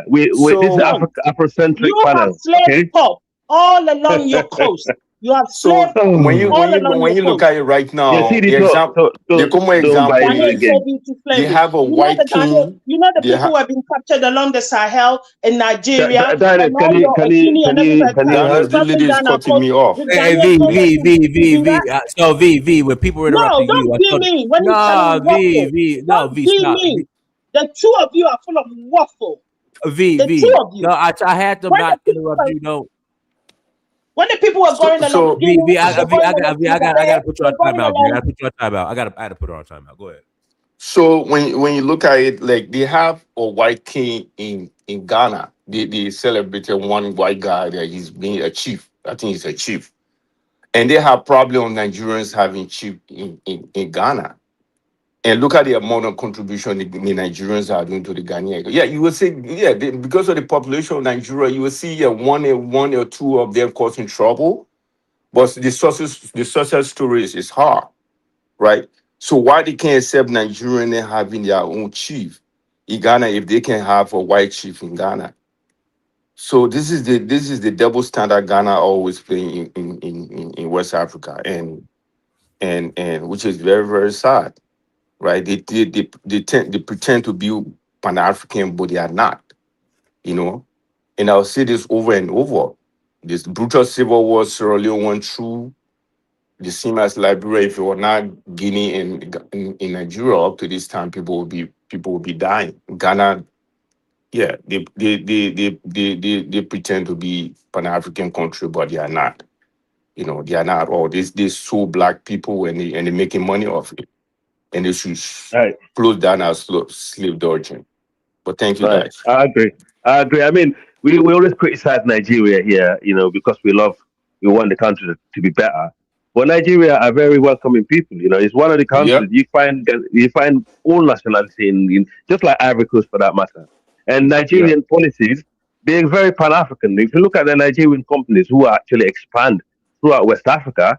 I mean, Dangote, for example. Look at Dangote investment in Ghana, for example. I mean, it's amazing. Even You know, Yamiko, he got a yeah, cement factory in Abidjan. You know, right. the biggest You know, cement sometimes factory in Abidjan. we need to take criticism. This is not about Ghana anyway, but what I'm trying to say is like in South Africa, the leaders let them down, just like most African countries. But the leaders that came in, came on after, they had gained their independence. They're the one that made this fault at the first place. And the thing is, they can actually pass laws, but the country is heavily divided. That's the point I was making. You have the colored, you have the Sang, you have the Khoi, you got the Bantu. They're all divided into different groups, and the white people are taking advantage of this in South Africa. And you Yes, can see that's how true. the parties, That's true. you can see how the parties are forming, and also when you have, when you have them making alliance with the racist white party because they have no choice. If you look, if they weren't divided, they would need to have made an alliance with that racist white party that actually majority came from the Cape. And Exactly. I mean, exactly. So the reality is they are divided in between, and the white people are using that. And we know for a fact, one of the reasons why they feel like this is the inferior complex. The thing is, it's all psychological as well. It's psychology. The white people manage to get into their brains. After, we got someone new on the panel. Let me Teddy on politics. No problem. Go ahead, Teddy. Okay, thank you. V, one second, Teddy. V. I'm gonna bring you back on, V, but don't interrupt. After Teddy on politics, V, you could No, speak. Daniel, don't bring her back. She's rude. No. I'm gonna bring her back. After Teddy on politics, V, you can speak. Go ahead, Teddy. Daniel, sorry. Just V. when those two particular guys are I'm gonna speaking. remove you again, V. After Teddy on politics, you'll be able to Thank speak. you, Daniel. Thank you for bringing me back. But I only interrupt when these two are V. Okay. After Teddy on politics, you can That's a speak. Go ahead, classic Western lady. So Go ahead. Okay. Teddy on politics. Yeah. I'm Okay. very So traditional African. Go ahead, Teddy on okay. politics. Yeah. So they've been going after Malema for years. The ANC, AfriForum, and others have been going after Julius Malema ever since he left the ANC. They've been trying to find something on the AfriForum. They tried to sue him for hate speech. They took him to court for hate speech some years ago. They tried to get rid of him that way, and I guess they finally found something to try to get him out of parliament and get him out. I'm assuming that he's still president of EFF. So, and that's one thing. And the other thing is that the apartheid really never ended in South Africa. Political apartheid did. They gave up too much to end that. Economic apartheid never ended. So they gave up too much. They gave up too much because they gave up the nuclear weapons. They would have been the only black country with nuclear weapons, the only one. And they gave that up so that Mandela could be president, so they could have elections back in the 90s, 91 or so. So they just gave up too much. They gave up too much. So that's all I really wanted to say in case people didn't know that AfriForum and ANC is a bunch of sellouts in the ANC. They wanted to go. Yes, they that's wanted to true. get rid of. They wanted to get rid of Julius Malema for years. They really want the EFF gone. They really want the EFF gone. But that's all I wanted to say. And the most Hold on. Let me pass it to V. V, you got 1 minute. I'm gonna pass it to Najee. Go ahead, V. Say what you gotta say. Dennis, thank you. I'm usually not like this, you'd be surprised. I'm not. But I have a mind that I cannot take it when people are speaking on fact. These guys speak about Ghana a lot, but they don't know anything about Ghana. I'm the first to. Dennis, how many times have I come here and criticize our leaders? I criticize them every day. I do it in Ghana. I get into a lot of trouble with a lot of big people in Ghana. I remember some occasions that my family would not even allow me to. I remember we were going to a big occasion where there's my family excluded me because he said, no, you're going there, you're going to have an argument with them, so we don't want you coming with us. Because I like to stick with facts as I know it or I've read. And when people come here and they sort of continuously propagating things that are not factual, it is a problem for me. Okay, Ghana did not go around the Senegal Bay. They did not go around the Sahel. They did not go to Nigeria. They did not even go to Sierra Leone to collect slaves to run down to their port. Of course, other people did that and they ran it down to Ghana. That is true. And Ghanaians sit there and collect taxes. I'm not going to lie about it. But Ghanaian, the people in the territory of Ghana did not go invade any other person's territory to go and collect people to enslave them. It never happened in our history. We sat there when we fought them and we couldn't defeat them, and then we were divided among ourselves and we were fighting among ourselves, and we sold ourselves. Yes, Ghanaians sold ourselves, especially within their clans. We sold ourselves into slavery. Okay, so to come here and say because the pot was there, people were being taken. You know what these people were doing? They take people from Sierra Leone, they'll bring them to Ghana because the language differences, and they take people from Ghana, they take them to Sierra Leone and ship them off. That's what they were doing. So they were walking people all the way from the Sahel, all along the Sahel, northern Togo, Benin. It is as far back as Nigeria into our ports. They did that, yes, and we sat there and let it happen. But to say Ghanaians sold, Ghanaians were not selling people into slavery. There's a slavery market down in called Salaga. It's up in northern Ghana, in Tamale. Go there and research. The man that set it up was that Mandinka man from Guinea with his warriors. When he came and conquered these people, fought them and he defeated them, he set the slave market up there. But they blame Ashantis. Maybe Ashantis went there to buy slaves. Yeah, probably they did. But it wasn't Ashantis that set it up. But every time they mention slavery, because Ghana is known for its notoriety with those two miserable buildings, and they, and I've been there to that place when I was younger as a primary school. They took us there. They used to take us for excursions to learn about. I didn't understand anything. That was the first time I came to close contact with African American women. I didn't even understand they were because they were women saying in their 40s and 50s. I was a very young girl, and they were standing there in that slave dungeon with reefs crying and talking, and you can sense by the accent that they weren't like our mothers. So I knew they were different kind of women. I didn't understand them, okay? And they were, like really crying. They put reefs in there. And later on, as I grew up, I realized, oh, those were African American women that they came there to pay homage. Okay, that building is sitting there as a UNESCO, whatever they call it. That's why it's there. And a lot of people go there, make those trails, and they get a lot of solace from it. So why should it be knocked down? But V, you gotta take emotion. V, you gotta take emotions out of it. If Ghana was collecting taxes off of the slave, they are conspiracy of slavery too. So the guy was right. He's not wrong. He is right. And she just insult the people that actually rescue Ghanaian people and home them in their country. We still have people of York, we still have Ghanaians in Sierra Leone. The William Wilberforce days. We rescue Ghanaian people in Sierra Leone during the slave trade.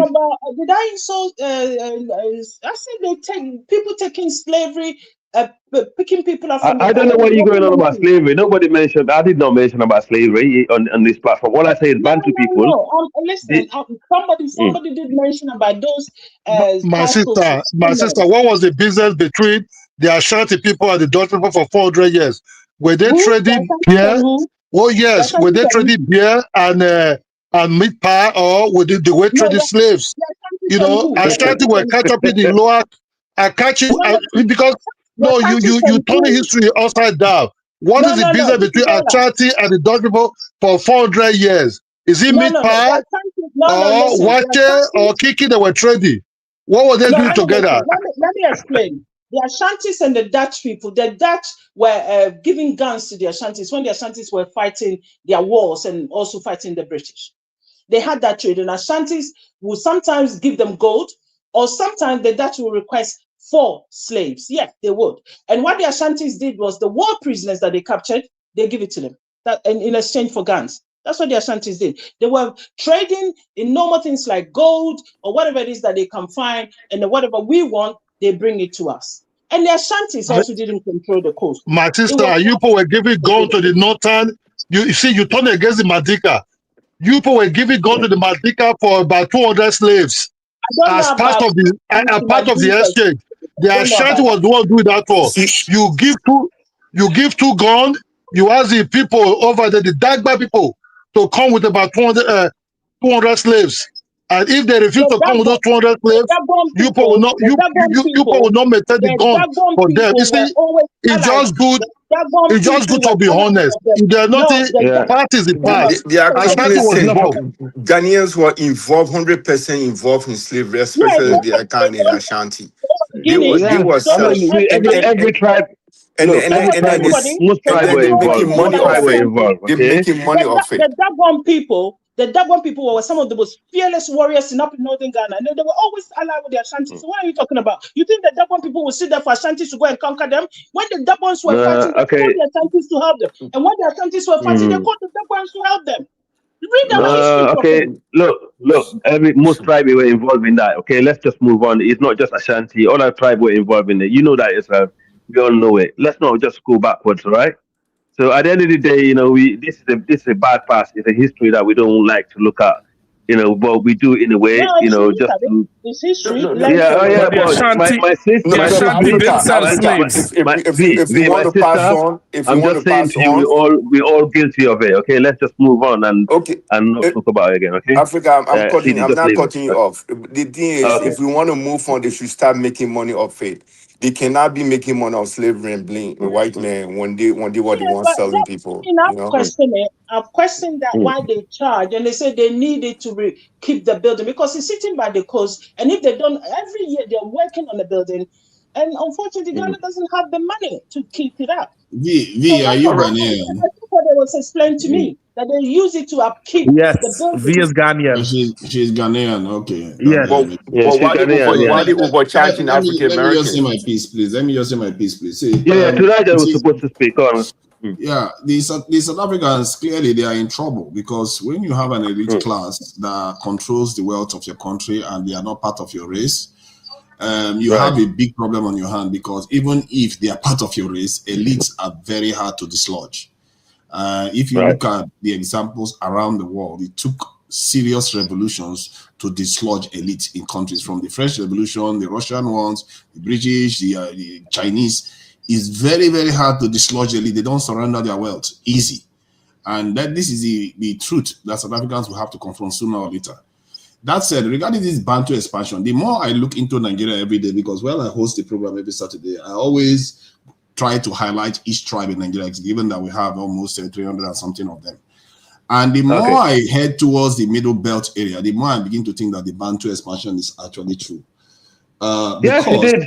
Thank you. I'm currently I'm in Taraba State, where the Mambila Plateau, they said were the Bantus. That's where they emerged from. I can tell you that the people there look more like South African than the DRC people. You really need to they look more like South Africans than the DRC people.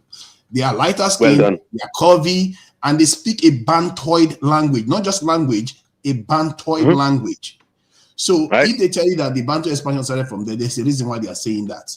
And there's some truth there, because if you look at the Nok culture that existed almost 4,000 years ago, they had iron smelting there. So you can see that the technology percolated towards the area where the Taraba people are, and they got the iron, and they were able to conquer and do farming all the way from that region to South Africa. So it's not unheard of. After all, the white people have spread all over the world. You say, why are we not shocked that the white people are able to spread all over the world? But the idea that they are not indigenous is something that I find a little bit strange, because if they've been there for almost 2,000 years or more, and they've even lost their malaria resistance that West Africans do, then you can call them technically indigenous because they've been there way, way, way long. I agree with that. So from that point of view, so that's how I look at it. But regarding Ghana, Ghana has been troubling West Africa lately. I don't know what is going on in Ghana, what is going on in their head. They seem to only relate to people that make them money, where they have something to do. Yeah, that's true. Thank you. Well done. Thank you. Thank you, Tunaja. It's really strange. It's like you are not even you are not a good neighbor to your neighbors. You betray them left and right, and then you go and ask hold on now. How about Burkina Faso? How about Burkina Faso? They start Burkina Faso in the back recently again with the tomato drama, and then they do that to Liberians too. And if you look at the same time, they are inviting the diaspora to come back, and they forget that those diasporans. Hold on now. They forget that those diasporas, many of them have majority Nigerian DNA in them. And they're inviting them because of the money they're going to get from them. Come to Ghana. Nobody's forcing them. Sorry, I agree with you. But my point is that if you look at South Africa, at least South Africans they only dislike Black Africans, but the Ghanaians is like they just like they don't go. South Africans don't go out of their way to trouble those Black Africans in their own countries or even sabotage their business outside. But Ghanaians actually do that. They try to sabotage Burkina Faso. They also try to sabotage Nigerian traders. It's like, why do you do that? I don't understand. You are West African, you belong to ECOWAS. I don't understand this nasty behavior. And hold on. Let me just finish because it's my turn to speak after, please. Hold on. See, when I went to Ghana, I saw a lot of nice people, very easygoing people. But this thing that I see online is nasty, really nasty. Because if you look at their prison population, 92% of prisoners in Ghana are Ghanaians. And the remaining 8% that are foreigners, about 36% are Nigerians, which makes about 3% of the overall population. Population in the prison. Hold on. Which makes about 3% of the population in their prison Nigerians. The idea that their country is being overrun by Nigerian criminals is just crazy. They make it look like it's only Nigeria, that it's only their country that Nigerians exist. And the same xenophobic countries will always find a reason to be xenophobic. You have been xenophobic even in the 1960s. So stop making excuses that it's because of criminal. When we were there in the 1960s, it wasn't. Hold on, let me finish. Let him finish. It's going to be Babaliko than me because people want to speak. Please, thank you. V. Are you the interpreter for Trinidad, or are you the host? In the 1960s, it's not because they were committing crime; it's because those people were poor. And Ghanaians expelled them, even if Nigeria was at war. It's like Iran is at war right now, and some of their refugees escape and go to the neighboring country, and the neighboring country expel them back into Iran, where they say, that's what Ghanaians did to Nigerians. Yeah, Iran expelled about 2 million Afghanis recently. So Iran expelled 2 million Afghanis. And Ghana doesn't have exceedingly more immigrants in their country compared to their population. Togo has higher, Gambia has higher, or the others have similar amounts in terms of percentage of immigrants, foreigners in their country. But Ghana acts very, very nasty towards foreigners. And when we say foreigners, we're talking about Black foreigners. They don't target Europeans. The same attitude with this in South Africa. I don't understand it. And V, you need to think about it, what people are doing, because people are going to remember all this issue today. Come to you when you're done. You can't respond to everybody. Let Babaliko speak because I want to speak after, please. You're not the host. Until the host says so, I will respond. Okay? What some of the guys saying? Babaliko, you're gone. Babaliko trying to speak. All the figures that he's put out about prisons are Nigerians themselves that have been to prison come out and say it on social media that there's too many of them. They see too many of their people in our prisons. Okay, there are no jobs in Ghana, just like any African country. And what did the Nigerians do? You ask a Nigerian when they get to Ghana, they say they're coming to do yahoo. Secondly, the women too, they're bringing young girls, trading young girls to Niger. I'm sure you probably, you haven't heard about that either. You go to the streets of Ghana now, there are young girls. But Ghanaians are doing that too. I'm not saying that we should tolerate criminals, but Ghanaians don't use that to stigmatize the entire country. But Ghanaians doing the same thing in Ivory Coast, right? You shouldn't target the entire country. They're doing the same thing in Ivory Coast. Complain about criminals, so they have every right to complain about criminals. Yeah, but they complain. That's not what we're targeting all Nigerians. They want that. And this Liberian guy that's sitting there, there's so many of your population in Ghana. No, not at all. You got rid of all of them. And when you go to Ivory Coast, listen to me. When you go to Ivory Coast, Babaliko, it's your turn to speak, bro, because I'm going to speak otherwise. Yeah, let me say, we are very passionate. You're very passionate. Let me talk. We are very passionate. But when I was in South Africa in 2020, I meet a Nigerian guy. He was driving a Benz at that time, and all the South Africans were saying, "Yeah, he's a drug dealer. He's a drug dealer." And when I meet him and I talk to him, the guy showed me three. He owned a restaurant and he owned 2 shops in Niger. So the guy wasn't no drug dealer. So what I'm trying to say is, not everybody who's doing well in a different country. Well, I just like to say different country because I believe all Africans. I believe if it didn't have any border, we wouldn't have all this Ghana and Nigeria and Liberia. in some of our cities, 3% of the population are Nigerians. Either they are Yoruba, But Hausa, and the recent coming in are Igbo. 3% They in some have of them our in other cities. countries. Shagan like a road All girl. right, so Anyway, V, let me tell you this. When you go to CD. Ivory Coast, right? You don't When you like go you to too, Ivory you know. Coast, No, I don't like you. I don't like you either. the I prostitution don't. center So don't in tell me Ivory you don't Coast like is me and named I'm not after supposed to. Ghanaians. What's that going to do for me? V, we gotta show some decorum. We gotta show some decorum. We gotta show some decorum, V. Come on now. Come on. Come on, let's show some decorum. Let's stop. Until he stops saying, you don't like you, so what do I like you for? Why would I like you? Why would I like you? Anyway, so what? Okay, so Babaliko, you done, yeah? No, I'm not done. Okay, so no, I'm talking to Babaliko. He was speaking earlier. I'm gonna respond to you. That's it. You say anything about me, I'm gonna respond to you. No, I'm not. I won't disrespect you as a lady, but what I'm saying is that when you go to Ivory Coast, seeing by what you're saying about the Nigerians, the prostitution center in Ivory Coast is named after Ghana. You say you don't want to go to Ghana? It's a prostitution center. I know that. So okay, did you know that? So why are you saying that the Nigerians are doing that in Ghana? No matter what, there's bad people everywhere. Okay, let's not ruin the show for Diners, okay? Because this is his platform. Let's have some respect. Because we're trying to have a grown-up conversation, and we need to let this conversation flow. I don't care. It's very important. If the host tell me he doesn't want me to come back, I will accept it and move on. It's not going to kill me. Nobody's saying you don't. Nobody's saying that. Nobody is saying that. But we just want people to respect each other and respect themselves. I'm not disputing. There was a period of time where there was a lot of Ghanaian girls went to Ivorian to do prostitution. That's true. And the Ivorians ran them out of the country. They did. They ran them out. They chased them out. We get that all over. We get that all over Africa. That's not just. So why is it that always that if Ghanaians are saying they don't want Nigerians trafficking young girls onto their streets? That's not true. That's not true. You are targeting Nigerian traders too, not just Nigerian. The only thing trading is for Ghanaians. The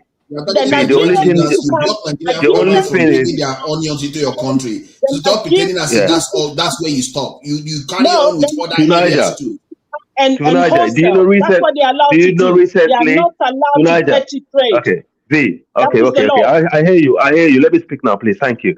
Recently, this for number one, this issue between Ghana and Nigeria need to stop, man. Because I even see the Ghanaian president recently said, we want Nigeria to sort. Let me just finish. We want Nigeria to sort themselves out because we don't want any problem to happen to Nigeria where they're going to be storming our country. Like those kind of words need to came down because if you go to the streets of our cities now, see Nigerian president talking about them because Nigeria don't have and then you find they do this constantly. They destroy our country. They charge Nigerian people $2 million to trade in the country. Some of the nonsense. It's not only criminals as a target. They target the innocent ones too. Innocent people are trying to go there to make money and also employ their people. I understand. Pan-Africanism when Nigeria is the one actually acting Pan-African. You guys are actually Pan-African. I agree. Nigerians were sent out in okay, please, guys. Let's have some decorum. Situation was happening as it is now. Similar kind of situation. Thank you. So go back to South Africa. What I'm trying to say is South Africa. Like for example, like Jacob Zuma, he's another problem because what I know is what Jacob Zuma, when he was in power, he actually weakened the ANC much more because what he did was he aligned with Gupta, and we all know Gupta was a criminal, And it's funny because the Indians have, I think, the second largest population outside India in South Africa, and also what happened is Gupta was what he was doing. He was stirring up hate between the black and the white. And spreading a lot of propaganda on the newspapers, stir up shit. In the UK, we know. Tonight, you probably watch the old school comedy, right, about Indian people who love their neighbor, how they behave. And in fact, it's well documented. They always like to play both sides, and they let each other fight while they actually go and eat your lunch. That's what they're trying to do in South Africa. But what happened is Gupta was giving a lot of money to Zuma, and to get contracts. So now Gupta is wanted. After Zuma left power, they saw all these things. Gupta is actually wanted by the South African government. South Africans are getting played by the whites, Europeans, and the other foreigners against their own. And the sad fact is, for the fact that they have control of the government, they cannot legislate laws against these people, and they actually allowing the minority elites who are non-native to the continent and to the land to actually, subjugate them and oppress them. It's actually quite baffling. Okay. How can they let that happen? No, hang on, V, please, man, please, I'm begging you, man. I want to respect you. Yeah, so that needs to that is. Africa, let me just do 15 seconds. One area that should bother us, that is almost universal within the black community, is that we don't hold very highly technical positions. And South Africans are concerned that black people in their country don't have the capacity to run the country if they drive the white people out. And maybe there's an argument there because black people don't do technical. Yes. South Africa. Yes. That's true to Niger. That's true. But they do have people to run it. South Africa have one of the best universities in probably the best in Africa. They have one of the best in the world. It is the best. They have some of the best universities in Africa. Yes, every time they So they do have the mind. They do have the minds. V, please. They do have the minds. Okay. The question is, they do have the V. Let me just land. Let me land. Africa, please tell me, apart from our president, which African country, West Africa, let me just stick to West Africa, which West African country that is controlled by their people? Which West Africa, Senegal is one of them. Ghana, Senegal, I've controlled by their indigenous. Most of them are controlled by foreigners in one way or another. Because if we look at most of them are. This is how, sadly, it's just a fact. None of our leaders are actually totally independent from the arms of these multinational corporations, and these foreign entities. That's the reality. And tonight, I was actually on a platform a couple of days ago listening to a very hardcore anti-Northern Nigerian, anti-Hausa Fulani, and anti-Islamic platform. And they do have a former governor of Texas called Mike Armstrong that actually goes there that help them dictate policy, because a lot of the things that he's saying, he actually coming from the states, okay. And I've seen things happening in that platform. Well, David Udayun or something like that, this Nigerian guy, the human rights guy, David Udayun. Can you help me? Tonight, what's his name? David Udayun. I think I saw that debate actually. Yeah, between that he went. Yeah, between that Benway guy, okay, and he exposed them because that Benway guy, he one of the guys that went to America to lobby, for Trump to come and do what he's doing in Nigeria, and he was exposed because the David guy said to him, "The guy that I always see you with, don't forget he is behind a lot of these problems in Africa. He is actually he has companies, he has interest in destabilizing areas and coming with his money and investment and stuff like that. So these are hardcore right wingers who have been destabilizing the region, okay, and destabilizing a lot of countries. And you actually aligning with this guy and going to the White House to come against your people. It's so. Do you know also you're so right to Niger, because I've been saying this for a long time. I've Googled the people of Benue, okay. I have it's so sad when I see how they're getting slaughtered by people. It's disgusting, and that needs to stop. But what I notice is, when I look at the Bantu expansion, you're 100% spot on, because they are quite new. Like the Tiv people are quite new to that region.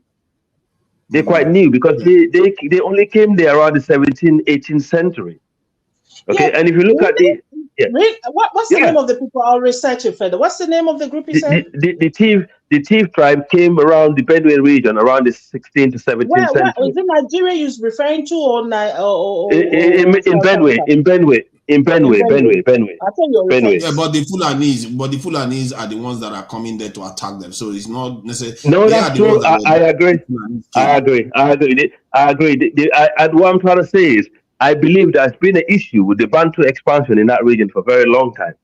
Because if you look at the tribes, like the Birom and the other tribes, ethnic group that lived there, they migrated there they connected to those in the Chad. For me, and if you look at the Ijaw people to Niger, they migrated down there from the River Niger. So they've been there for longer. Yeah, from the Delta, right? They are the oldest group in Nigeria. There you go. Thank you, Tunaida. African, Hold on. So you can see, like the existence of the Fulani in northern Nigeria is around 13th century. That's when they settled Yeah, in that's northern Nigeria. around 700 Yeah. years ago.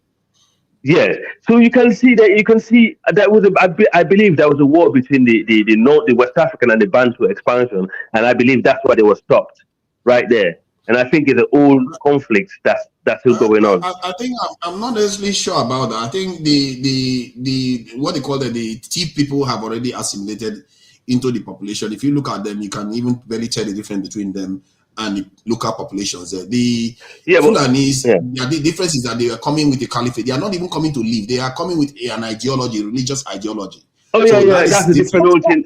This is what David was explaining to the guy, to the Benue guy, because according to his research, it's not as what Nigerians are making it to be, or they're coming over, because of caliphate, or they're coming over because of that. And these are all things that been played out on the media. It's all the propaganda that they do. Like for example, I used to say. Let me explain something to you. I think David made a mistake there because he could have acknowledged that there are intersecting ideologies working at the same time.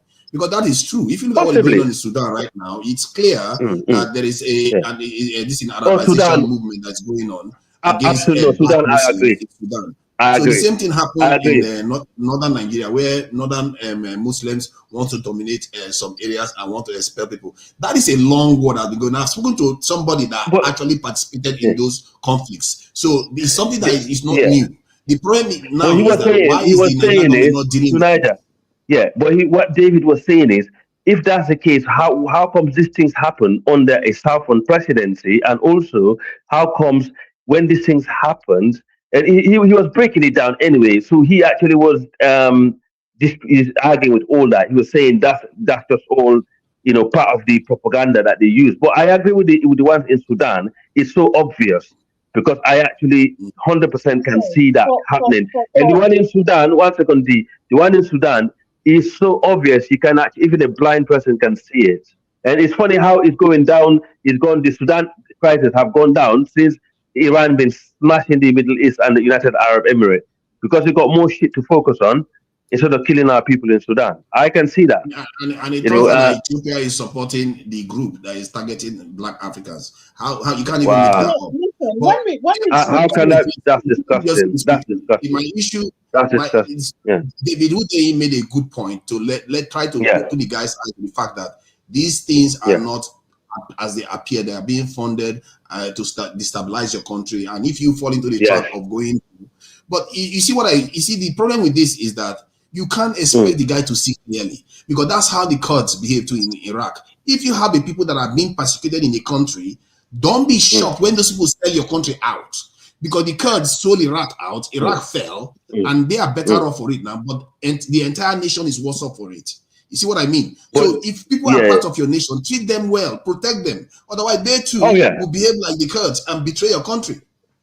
You can't blame them. When it comes to African migration, if people have migrated, say, over 1,000 years ago, 2,000, I don't think that should be even a matter of, say, discussion. That's a long time ago.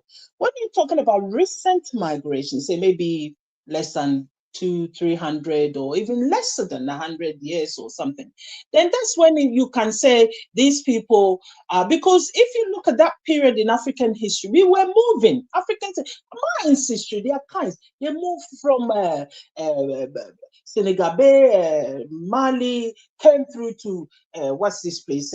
From Mauritania, from the Mauritanian region. Yeah, that area. Yeah, they came in clusters. Are you linked to the Soninke? Are you linked to the Soninke people? Well, we're linked to several tribes along that area. Soninke. No, Soninke, I would say mainly because they are not the same. Soninke and Maninka. Hey guys, let me read these super chats. Baba Liko, thank you for the $20 holla. Happy birthday, man. One love, big up to all Africans. Baba Liko, thank you for the $2 holla. South Africa hates blacks from other countries. Gustavo, thank you for $5 holla. Shout out to Dynas. Baba Liko, thank you for $2 holla. V, control yourself. You cut me off. Happy birthday, Dynas. All right, appreciate you.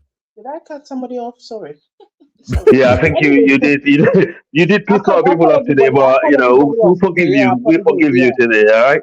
Yeah, because we are probably did. I forgiving probably people. did cut everybody She off. Yeah. just don't like for you to talk true about Ghana. I really don't understand, you know. So, His, No, the only thing you is, see, you're not allowed you to talk see, about Ghana. That's it. I hope most Nigerians are that patriotic though. That would have been good, you know, to Niger. If No, most no, listen, Nigerians were this I'm not patriotic just like her. passionate about Ghana. I'm passionate Mm, about Africa. I'm passionate about West Africa. I wish West Africa mm, we would get our act together and work together because West Africa is mm. one of the richest region Yeah, in why is it the that Ghana African always continent. goes and strikes out and does its own thing every time? When No, they wanted to well, do we got the bad program, why did leaders. Ghana not work And with the West listen, African nation? Tonight, don't bring the jollof, we don't got bring the bad jollof leaders boy like here, you we know. have in Nigeria, but the people of Ghana are not the same. We have bad Don't bring that leaders. jollof boy again. You can't just fail to try to be like the good boy of the neighborhood when you should be working with. See, you know where I would respect Ghana? If Ghana decides to bring African leaders together, that's what they are supposed. That's what Nkrumah represented, trying to bring people together. But what Ghana is doing now is, oh, I'm all for myself. If you are making money, is good. But if you're not making money, Listen, you are no longer my brother. I am Bye not bye. happy with the leadership direction, but I don't control the government. And you know what the Ghanaians did? About almost 60% voted for this man massively. So he think he's walking on cloud nine and he can do anything he wants. I'm not really happy about Ghanaian politics. You know, I'm not. I only get out of frustration when we speak about Ghana history. But when it comes to the current politicians, I don't like them myself, and I'm Ghanaian. But what can I do? The masses of the people, unfortunately, you know, see, when Ferry made a statement that democracy is not for us, people didn't understand him. We have, I'm sorry to say, it may sound harsh, but a lot of our population are not educated enough to understand what democracy is supposed to be about. If a man come and stand, even like you guys were talking about the Zulu guy, what's this guy, the president before that went to jail in South Africa, his people went and voted for him massively, but the guy did a lot of wrong. This is what our mentality is. Oh, he's my clansman. Oh, he's from my village. Oh, he's gave me money sometime. Oh, he paid for this for me. That is why they stand on to vote. They do not look at the nitty-gritty that this person coming into power maybe 4, 5, 6 years or whatever. Some of them, they've been there for life. You know, what are they going to do that would affect me? See, what you That would said, improve this my is where I life? disagree with you. You see, when I was in Ghana, this is exactly what Ghanaians do. They don't understand that they are even lucky to have the democracy that they do. I think Ghanaian democracy, this is one thing I would not criticize them for, is by and large reasonably stable, like that of the Senegalese even. So they are actually more stable in terms of the way their democracy works. So I can, Ghanaians like to complain about that one a lot. If you come to Nigeria, then you find something to complain about. Yeah, exactly. You're lucky. You're lucky you got a stable democracy like Senegal. These are the two No, countries but you have a this good is not model. working. And we have, you know, But Ghana, they have a saying that garbage in, garbage out. And they're talking about the leaders that we vote for this party, they come in with their garbage, they're out. And the next minute we vote for another one, thinking they're coming to do good, and they come in with the garbage. So there's a saying in this Ghana is that the why politicians are garbage in, garbage out. That's what they say. this is why a lot of West African are leaning to military leaders now because they feel like this democracy here, like what Traore was saying, it doesn't help anyone because it make the population very unstable. You know, it become unseasonal. You know, I am for whatever works. If democracy works, fine. If it's military leaders, strong arm that works, so be it. I don't care. Anything that works, I'm with it. Democracy, If you get rid of all the, if you get what if it's listen, if Christianity works for every Africa, fine. If Islam works for all Africa, if it's voodoo that works for Africa, fine. Whatever works, I'm with it. You know, that's the sort of person I am. As long as it advances our people, democracy that's the will only main thing. work when the people fight for it. In Europe, look at the European history. They fought for their democracy, you know. The French have a massive revolution where they chop off heads. Their kings and they chop them, they chop. You know, democracy would only work with the full engagement and the proper participation of the people. But the Africans we have on that place today, they're not. I'm sorry. Vast majority. That is the problem. Like see, look at Guinea, right? Why do you vote for? Why do you vote for this? yeah, I'm here. Yeah, look at Guinea. Since Guinea have this Dumbuya, is the longest Guinea have been without unrest in the country. It's been peaceful. You don't have any people coming out in the streets protesting, been smashing the streets, and ethnic group fighting one another because he's a strong arm. He don't have any tribalism in him because he's a military guy. He actually follow whatever he's doing, whether you like it or not. He doesn't have tribalism, so the people actually like him for that. You understand? But the other leaders that came in the past, apart of well, even Lantana Conte was a bit tribalistic, to be honest, because he wasn't good No, for. no, no. He actually used his tribal, which of course they're all from the same tribe anyway. But Yeah. do you know he's not even here we are not from the same region, but they all speak the same Madinka anyway. So Oh, he and decided Alpha that Conde. right Alpha Conde because Alpha Conde, yeah, I know. He was he's tribalistic. He was very right he was tribalistic. more Alpha Conde tribalistic. is related to Dumbuya, isn't it? Alpha I thought Conde he was was a man. related to him. No, it's not. It's not. It's not related to him. Okay. No.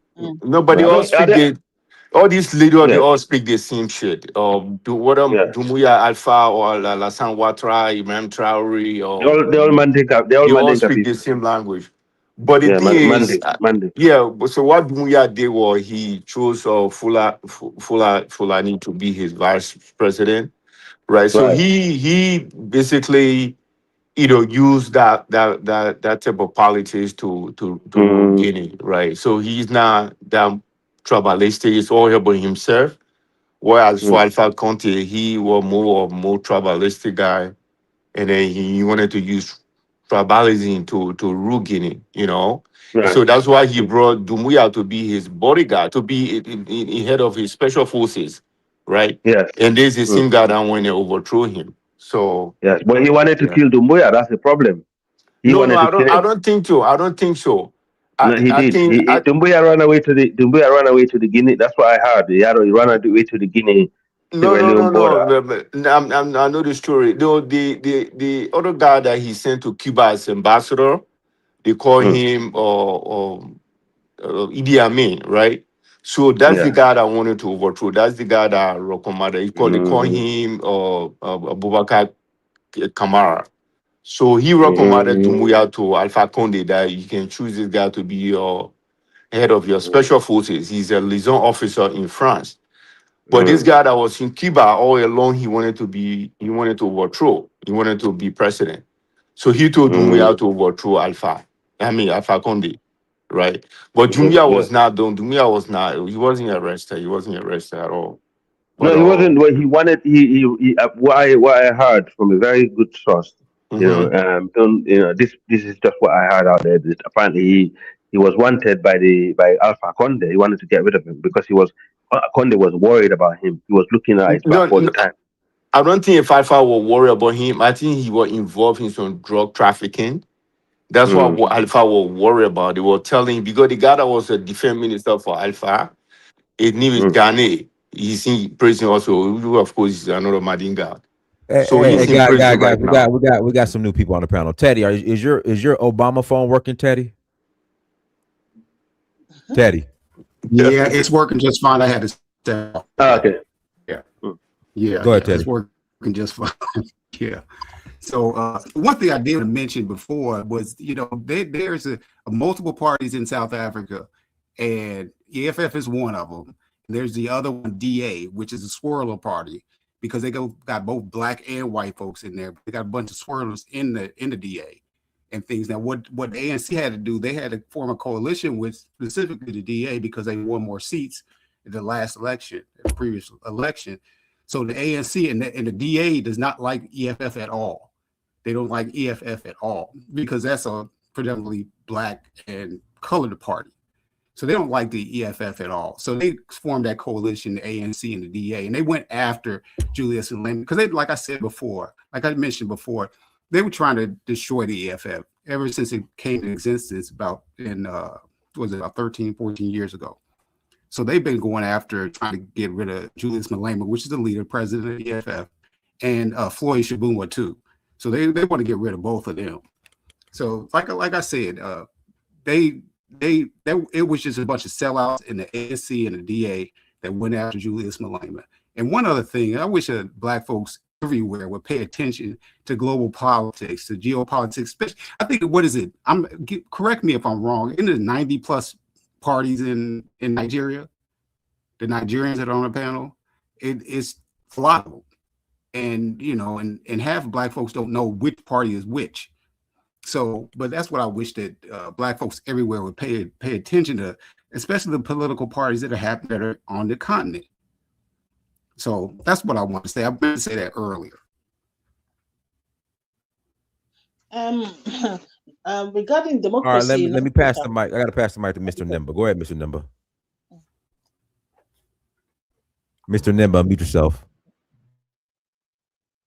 Hello, yeah. Can you Yeah, we hear hear me? you. Go ahead. Yes. Here, my African family. This is Mr. Nemba straight from Abidjan, the beautiful city in West Africa.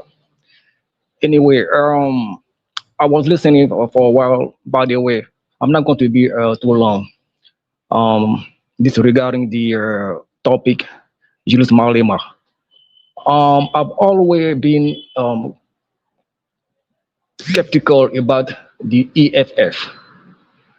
I have many friends in South Africa. We chop it up sometime about the South African economic and politics, also geopolitics. And many of my friends there are against EFF because they think that EFF, the leader, are corrupt. They are not really, they're playing the game. They are also in the pocket of the white or the European company there in South Africa. So when we talk about the real Pan-Africanism in Africa, hands-on for the uh, AES country. I'm from Cote d'Ivoire.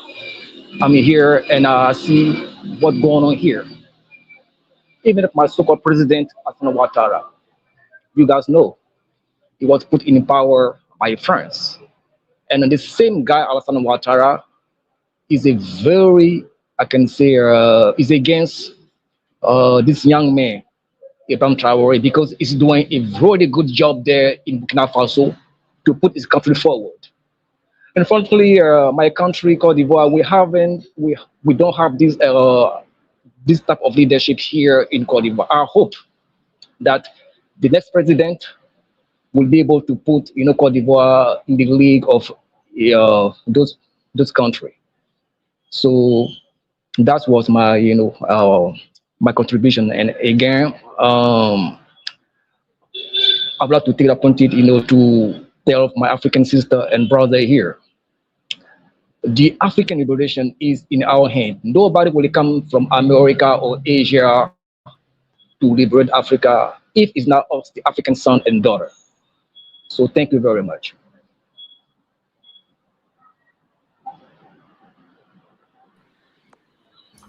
All right, go ahead. Can I address yeah, just one thing that you said that kind of jumped out at me. Julius Malema is corrupt out of any of the leaders of the party. He's always going on white folks all the time. So that's where I do believe Ramaphosa he's compromised. He's a salad. He gets money from white folks. But I just have to push back on that assumption that you made, or that what you stated was that Julius Malema is kind of somewhat. I don't know who you know in South Africa, so I'm not going to discount what you're saying. But from what I know, he's the least corrupt politician. He's always going in for the land reform, trying to get the land back, all of that.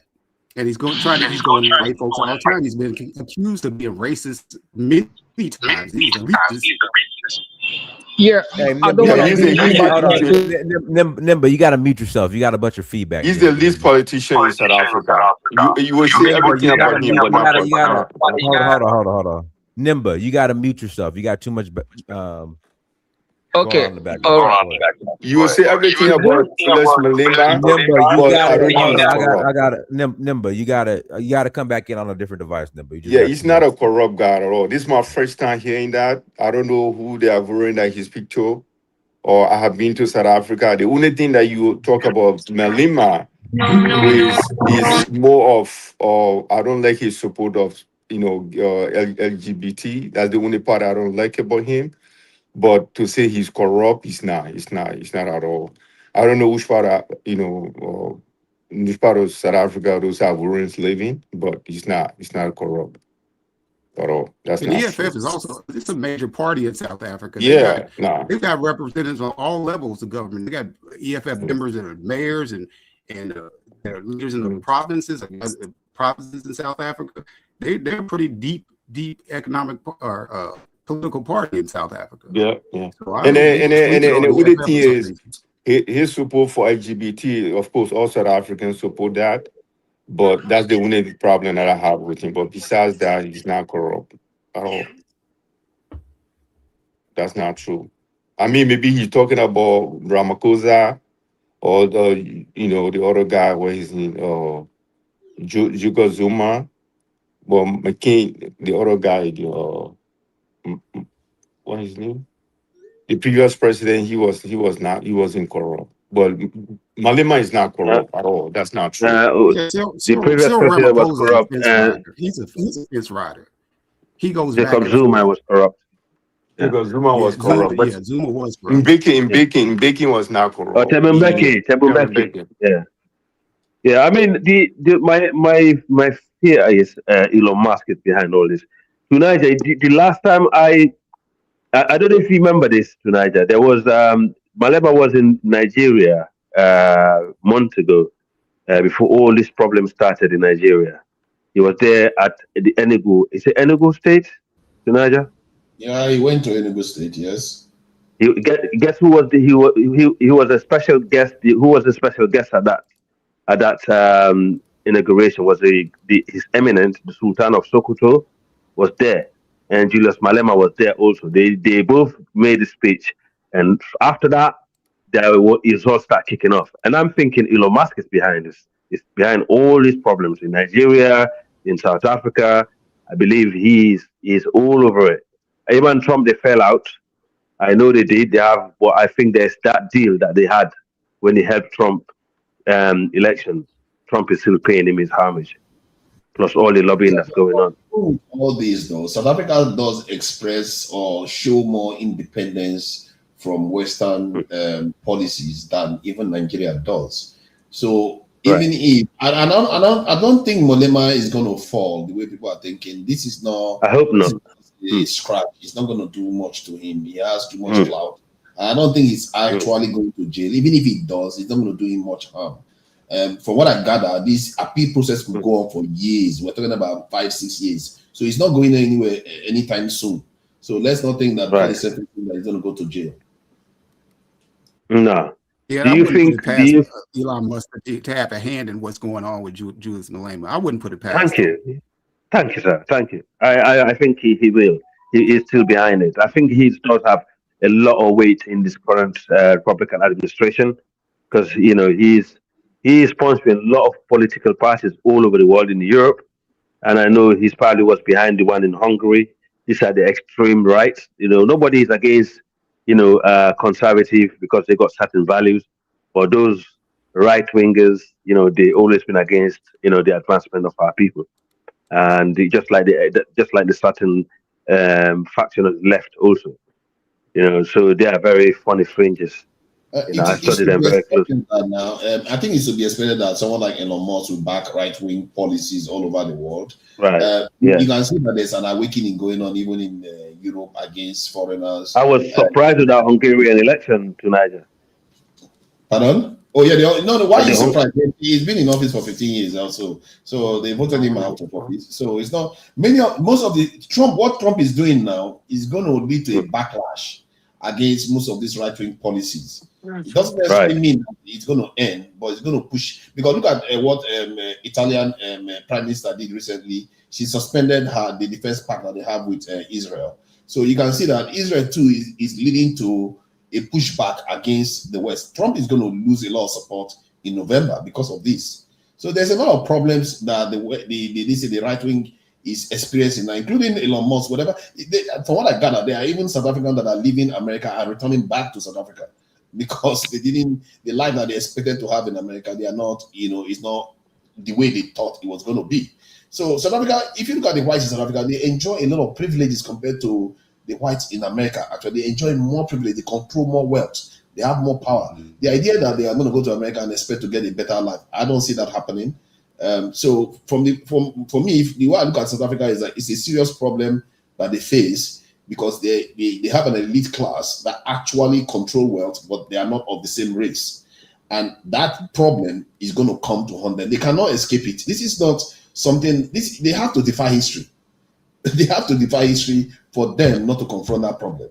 Because except white people will rule over them for a very long time till their bigger brothers come back again and finish the job.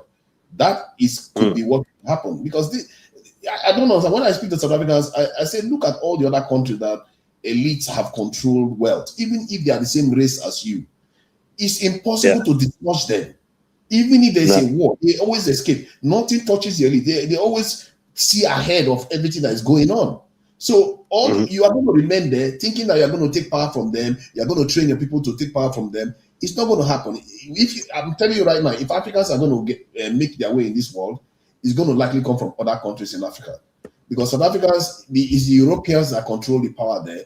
Even if they are powerful, the power is going to rest on the power of the Europeans, except the Europeans, just like America, decide to be more loyal to South Africa than any other part of the world, which I doubt is going to happen. Because at least America, Europeans control it. But South Africa, they are only 6% of the population or so. So I don't see that narrative changing that they put South Africans first. And I really don't see that. And it's not happened till now. So what do you expect? My take is that if other African countries start changing, maybe that will also spill over into Black South Africa. And they too are going to realize that they need to start empowering themselves within their own nations. But it's so sad for me to tell you here that Black people all over the world technically are not sound. I don't understand why. No, we're not. We're far from it. Do you know that in America alone, only the Jewish people in America control, they win, not control. They win the Nobel Prize in Sciences, about 25% of them, of Nobel Prize in Science. They win it. So it means that generation after generation, they are raising technically sound people at the cutting edge of sciences. But Black people, you don't see Black people there at all. And if Africa is going to do well and going to make their way in this world, that has to change. And South Africa doesn't have a chance until, because if you drive the white people there out of there now, who's going to replace them? People that just want to farm or just want to buy this thing, football clubs or own sneaker companies. These guys don't care about ambition. Look at Nigeria. Now, Nigeria just borrowed about 5 billion from, was it not UAE? Do you know that 5 billion can build a spaceport that you can use to start sending satellites into space? But Nigerian leaders won't do that. So simple things that Africans can do, they don't do it. No. There's no vision. We lack ambition. We as a people, there's something seriously broken in us. We lack ambition. Junaja, let me just say something. I don't know if I saw somebody was speaking about Nigeria. It was a Nigerian professor. I should have taken more notice of it. But he said there was a plan. I don't know how far that's true, but he said there was a plan to set Nigeria up in a way for it to fail.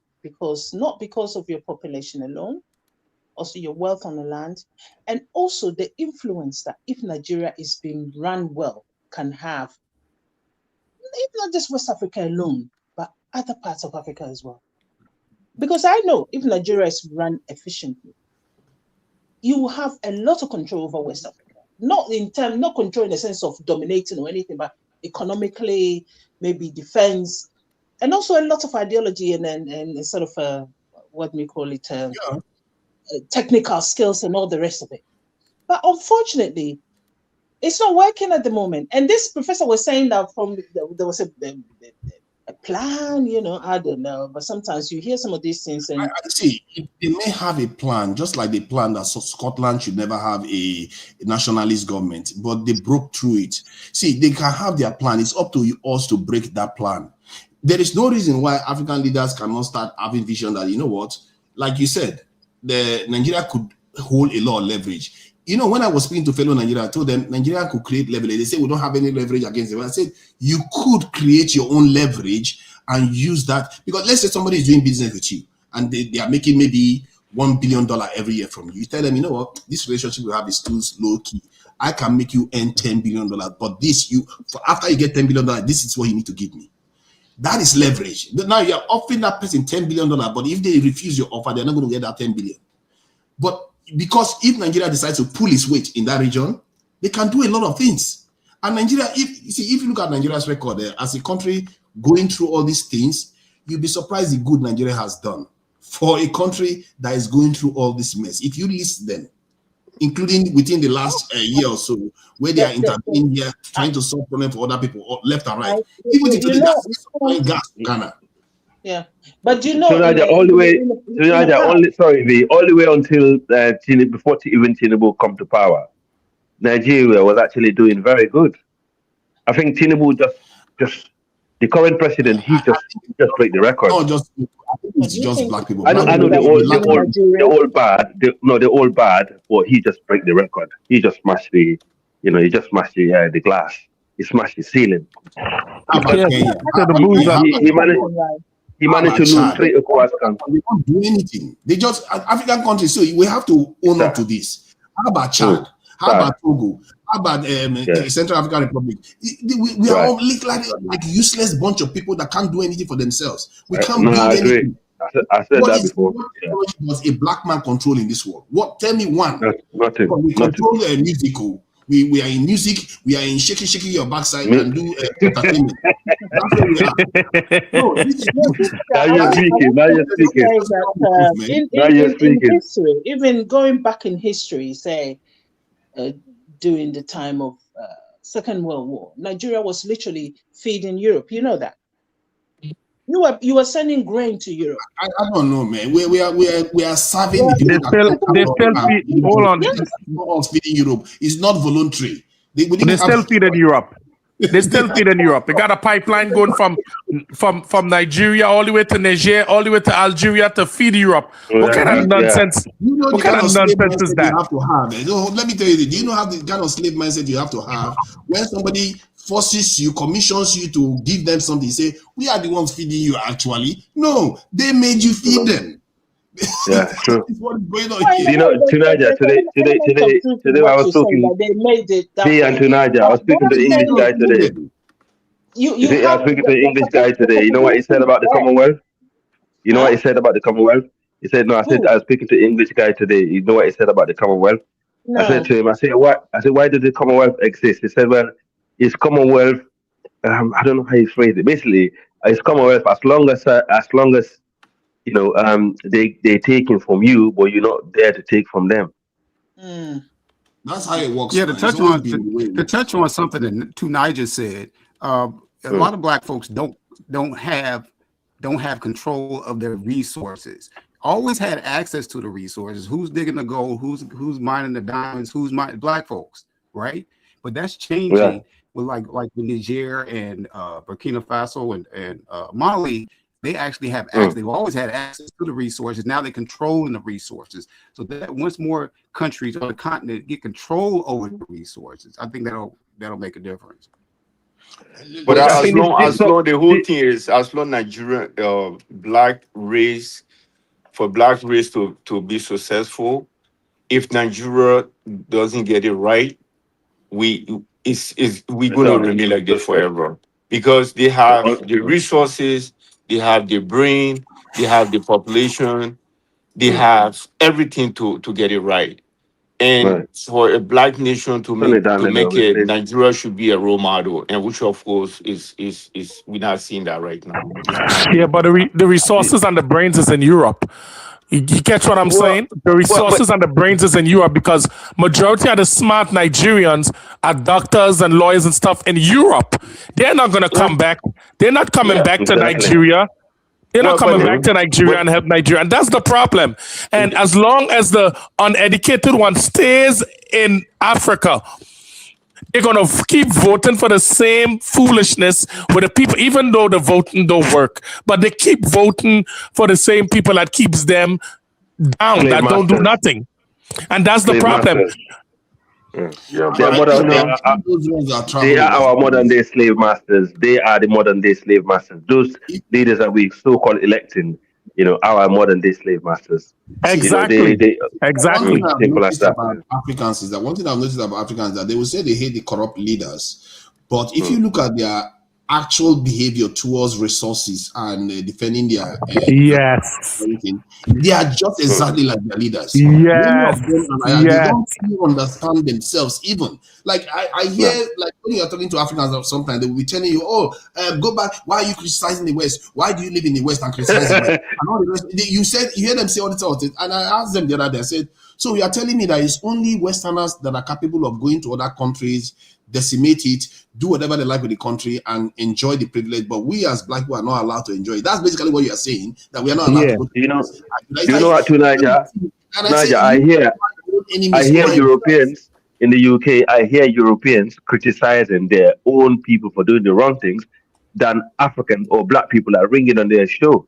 When I'm at work, I listen to radio because I listen to talk show radio. You can hear Black people calling on the show. They pussyfooting about. They're like, oh, and they hear the white Englishman calling and say, look, our government is wrong. They should be doing this. It's not justified, to these people, or, for example, Israel, what Israel is doing to Palestine, and they hear it, all of a sudden, in Nigeria calling with his Nigerian accent, well, the Muslim terrorists, this and that. They are not very. It's like tonight. It's like when Buhari came over here to get the Benin sculpture back from the government of Boris Johnson, and you can imagine how hard that is, a right-wing government.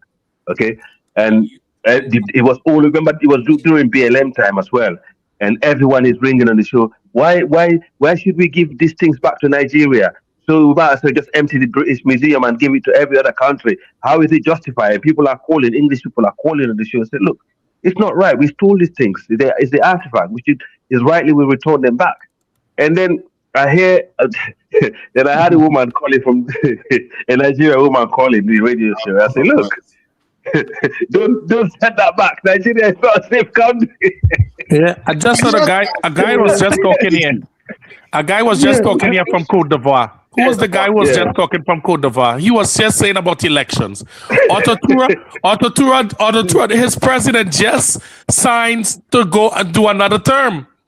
So he waited on elections to kick out Autotura, but he already setting himself up to be president again for another term, for a fourth term with France. So he's going to make sure he got another term in Côte d'Ivoire. Ouattara.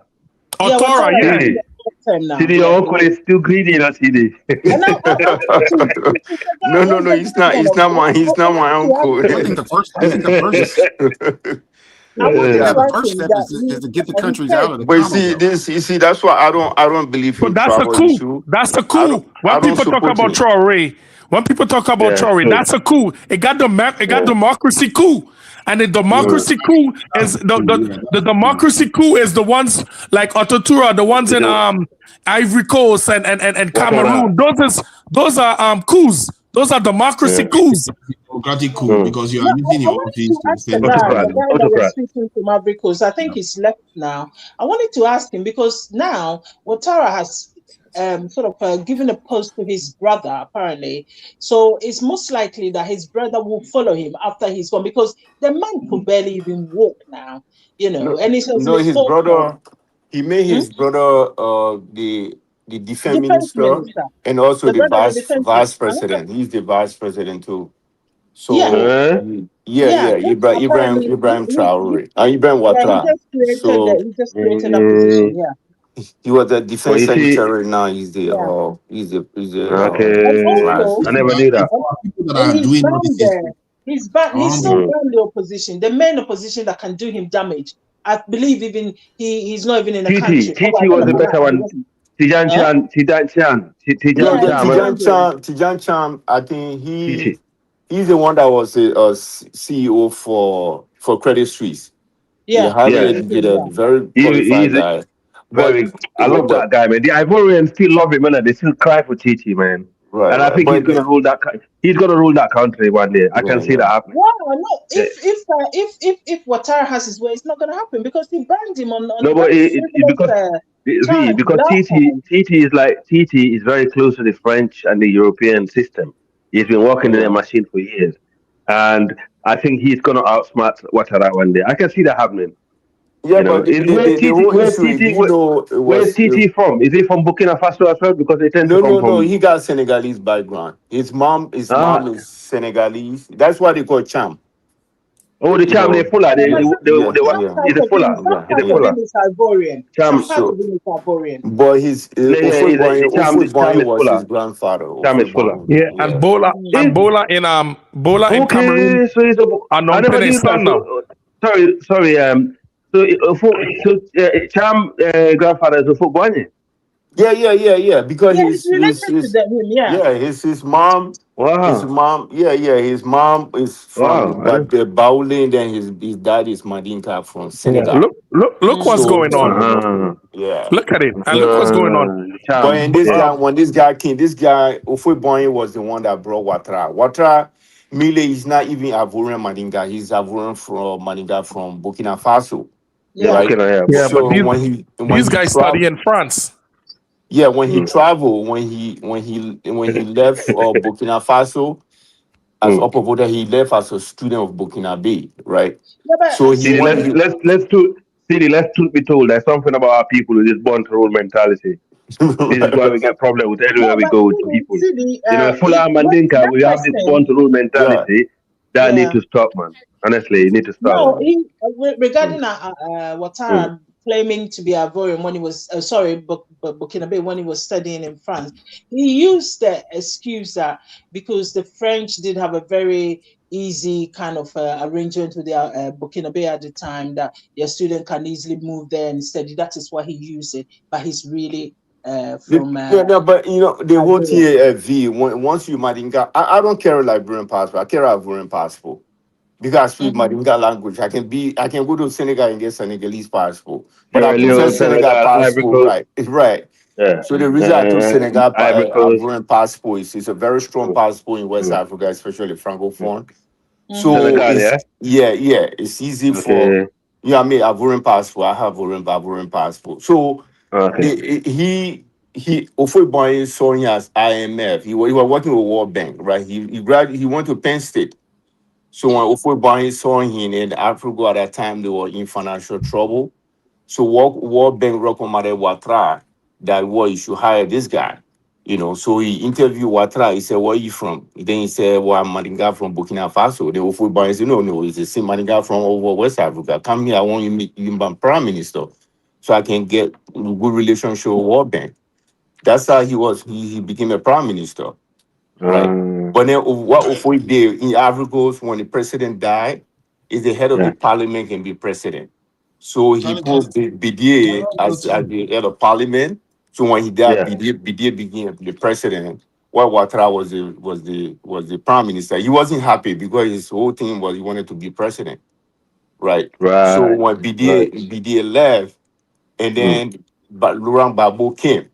Right then, mm, he and Babu was fighting until the whole civil war broke out. But because he's pro-West, the French people took sour with him. They fight Babu and got mm, rid of Babu. You know, that's mm, how he became Hmm. president of Ivory Coast. You know. I thought Let I me But just also ask my a the question question is though. Let me just ask this question my question about this is thing.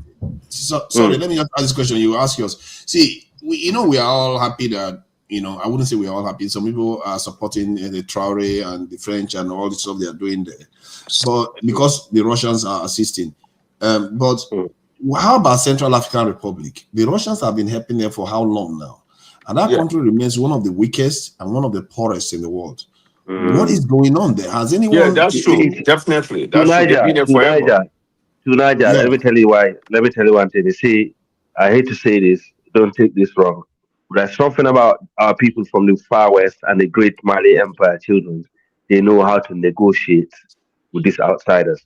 They might not be really that good at it about it, but they know how to negotiate power a little bit compared to the others, and they know what sovereignty means, and they know the importance of sovereignty. If you look at the West African region, it's the most sovereign, independent part of the whole continent where you don't have a lot of outsiders. If you look at from Nigeria, Ghana, all the way to far West Africa, even though this foreign national control our mining and stuff like that, but we are in control in a lot of the sectors and the lands and stuff like it's our mindset. But like if you go from that Central African region, to the east, to certain areas, Central Africa, like Cameroon and that part of, Africa, they very, I don't know, they have that docile mentality. They're easily controlled and easily manipulated by outsiders. And I think that's what is playing here. Because Yeah, Nigerians are very smart people. It's hard to manipulate Nigerians. But true Niger, if you look at question to Africa. So going on Yeah, the go point that there's some sovereignty going on on the continent, why are the majority of countries still in the Commonwealth? Why are they still in the British Commonwealth? Yeah, that's a very good question. I mean, the Commonwealth, to be honest, the Commonwealth is a membership scheme. I don't think the British, for example, in Sierra Leone, I don't think the British are that so influential when it comes to mining contracts in their country anymore. But we're still part of the Commonwealth. And I think it's more like a moral guarantor, when it comes to elections, and kind of so-called human rights and I so think on. it goes deeper than that than we like to believe, because if you look at the military in Nigeria, there's a lot of practices that they practice that come down through the Commonwealth. They behave like the British military to an extent, some of their traditions. Culturally, culturally, they use it to control the other countries, and because it's so silent, it's hardly noticed because it's under the name of like the wigs that we wear. So are they really sovereign? Are they really sovereign? We don't have a total sovereignty. No, but the Anglophone have a bit more sovereignty in West Africa than the Francophone. You can argue that we are sovereign, but our leaders refuse to exercise our sovereignty. That is the problem. Our leaders refuse to exercise it. Yeah, but to Nigeria, you are asking about Central Africa, right? The way the French people treated Bokassa. Just read about Central Africa. Why? Yeah, the French people destroy Central Africa. That's why they want to with the Russians. They connive with the Russians, especially the way they treated their president, the late President Bokassa. Yes. And while the AES wipe out the French totally and kick them out, the Central Africa did not do that. In Central African Republic, they are just 5 million. Nigeria needs space. And it's a very large land and everything. Maybe we should just go and take over the space. It's just that Cameroon is the land. This is when this is what I'm going to have an issue with you. You can't even solve it. You want to go and take over Cameroon. I'll do tonight. I will come help you. Take Cameroon. Nigerians, you see, this arrangement that they put in nations is crippling Nigerians. The Bantu expansion hasn't stopped. It's still happening. Nigerians are still expanding out of that area, and somehow we're not allowed to take over the countries next to us. Like it's been happening down the edges. Exactly. Maybe you should tonight. Do you think you should work with the Northerners and go and take Cameroon? I think Nigeria should take Cameroon and take Maybe make our way to Ghana just for good measure. They did it. Why you want to come and take over Ghana? you get a full destruction of Ghanaians if you trust that. Turaja, do you think we should work with the Fulani in the Far West and the Mandinka to take Ghana from them? You think we should do that? I think Africa, you have to get rid of the Ashantis first before you can go that far. You have to get rid of. Can you imagine Nigeria, the Mandinka and the Fulani come to Ghana and take over? You see, I can't take Nigeria, but I can take any other African. Nigerians are too dominated. People love Nigeria. See, we just need to raise 2 million man army. It's not even barely 1% of our population, and West Africa is ours. And then we just go east a little bit, get to Central Africa. Deal with the bandits in your background first. Adamawa State was part of Cameroon. I didn't know that until recently. Adamawa was part of Cameroon, and before Nigeria took it away from them. Oh, wow. Yeah, you would think. I just feel like Nigerian population density is a little bit too high, and it's almost as if these Europeans are clever. They boxed us in. They could have given us more of Niger Republic and more of No, I think that's That's it. Do you know what? Yeah, if Nigeria was to join the AES, that would be easy, man. Oh, that would be it. Yeah. Easy, That easy, would be easy, big. easy, man. I I don't think see that's how. probably gonna have to be. That's the problem. Southern Nigeria to sack of Niger playing will, the Islamists and all. if you join the AES, you're gonna be the head of the AES because of the population, and then you Yeah, can if actually he take join over. the guy is going to shake the entire continent. Yep. Yeah, yeah. Nigeria joins the Listen, AES to to shake Niger, the entire Niger, continent. to Niger. Oh, Nigeria V is can getting be. worried about Niger. You're making V panic tonight. She's not gonna He sleep. said, No, I'm not panicking because I know my people. Let me tell you something about no, come nonsense, yeah? on. Only Lagos can take over You Ghana. can't Come on, take let's over not do Ghanaian that. lands. You can't. So that one You is a guys have joke. 50,000 soldiers, man. Only Lagos, Ajegule. And not even the entire Lagos. Ajegule, they said they will take over Ghana. What are you talking No, about? you can't. So too like don't brag. Don't brag. You can't. I you know know, Ghanaians, Ghanaians can be you very, know very now. destructive when they want to be, They're calm people, but I when know they you get guys can destructive, see. it's You fought the dangerous. Europeans very hard. You fought the Europeans very well. But you have 50,000 soldiers right now. And they are not even that experienced. They don't And fight one that thing much. I'll tell you about too, Nigeria, in Ghana, we may not agree. We fight among ourselves. We will say this tribe is that tribe is that. But anybody attempts them, they will come together, fight you. When they finish, and they go back and start being destructive to themselves. That's Okay. why we've never had Anyway, war.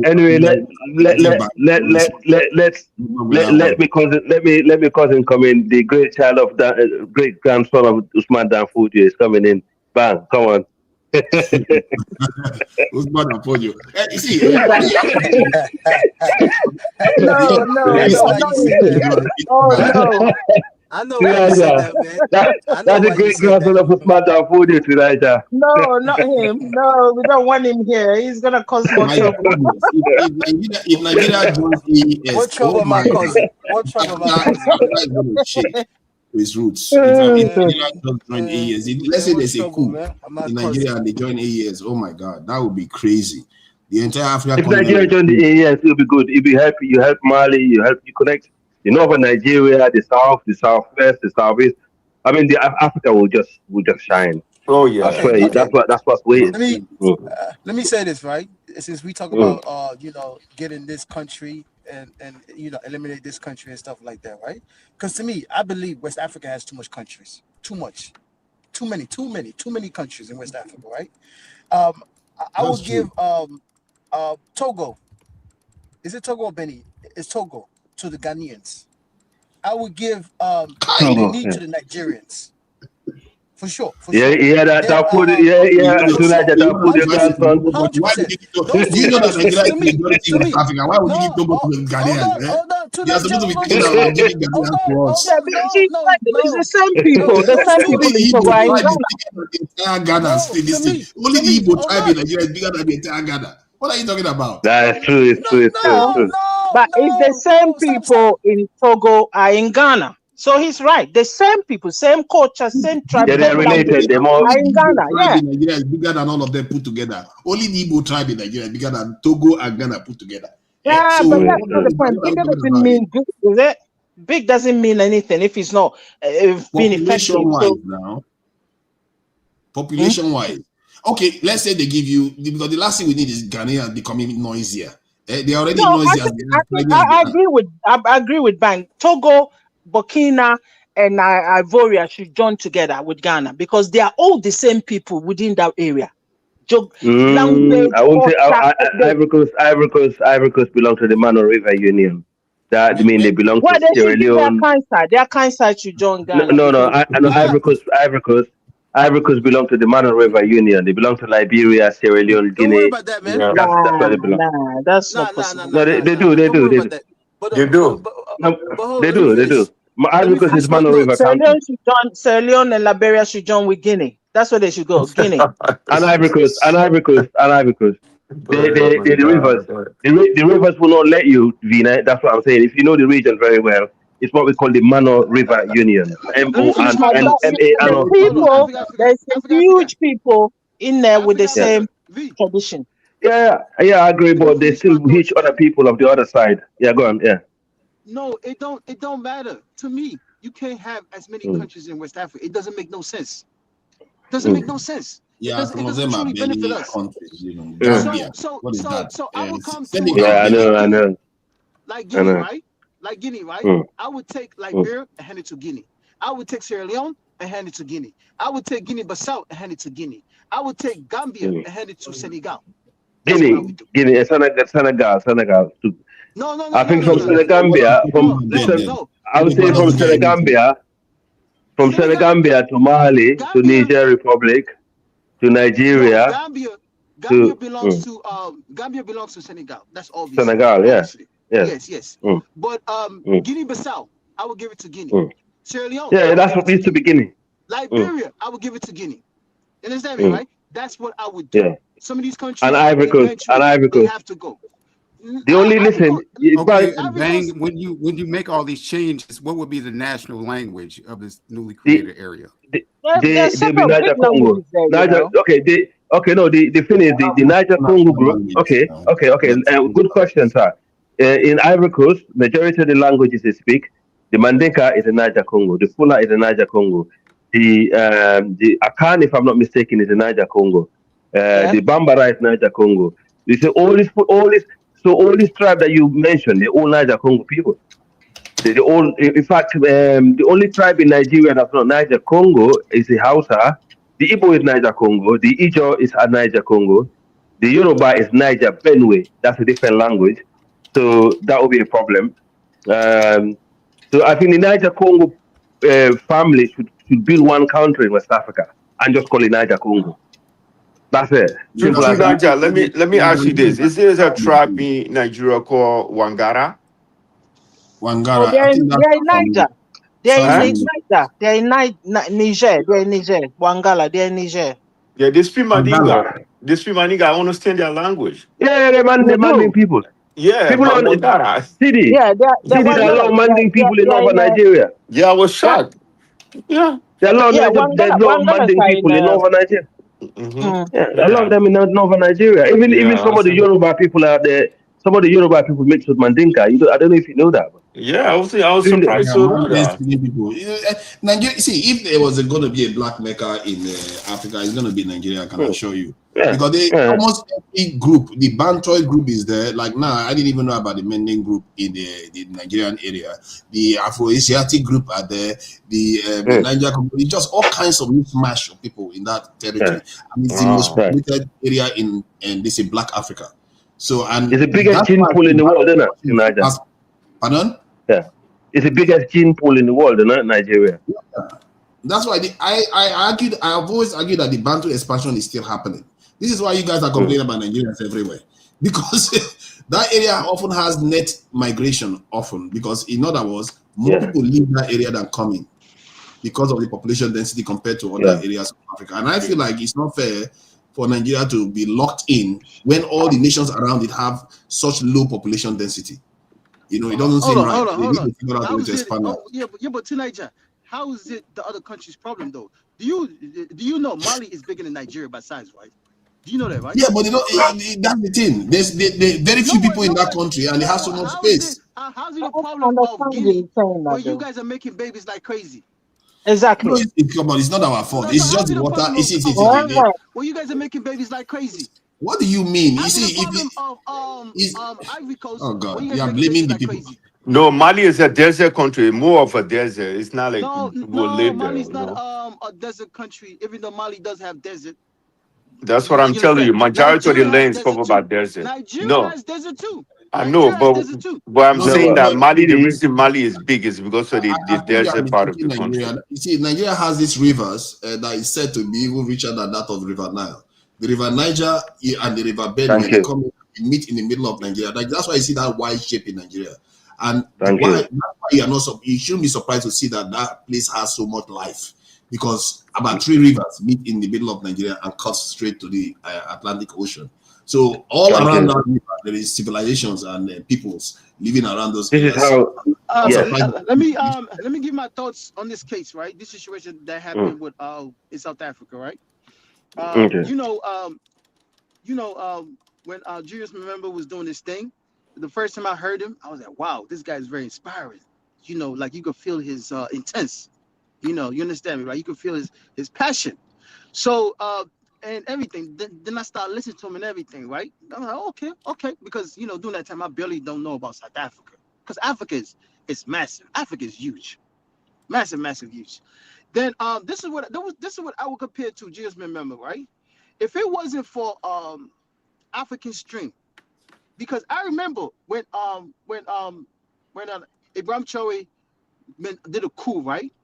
All the updates, everything was happening at that time, at that specific time, right? We were getting our news directly from African Stream.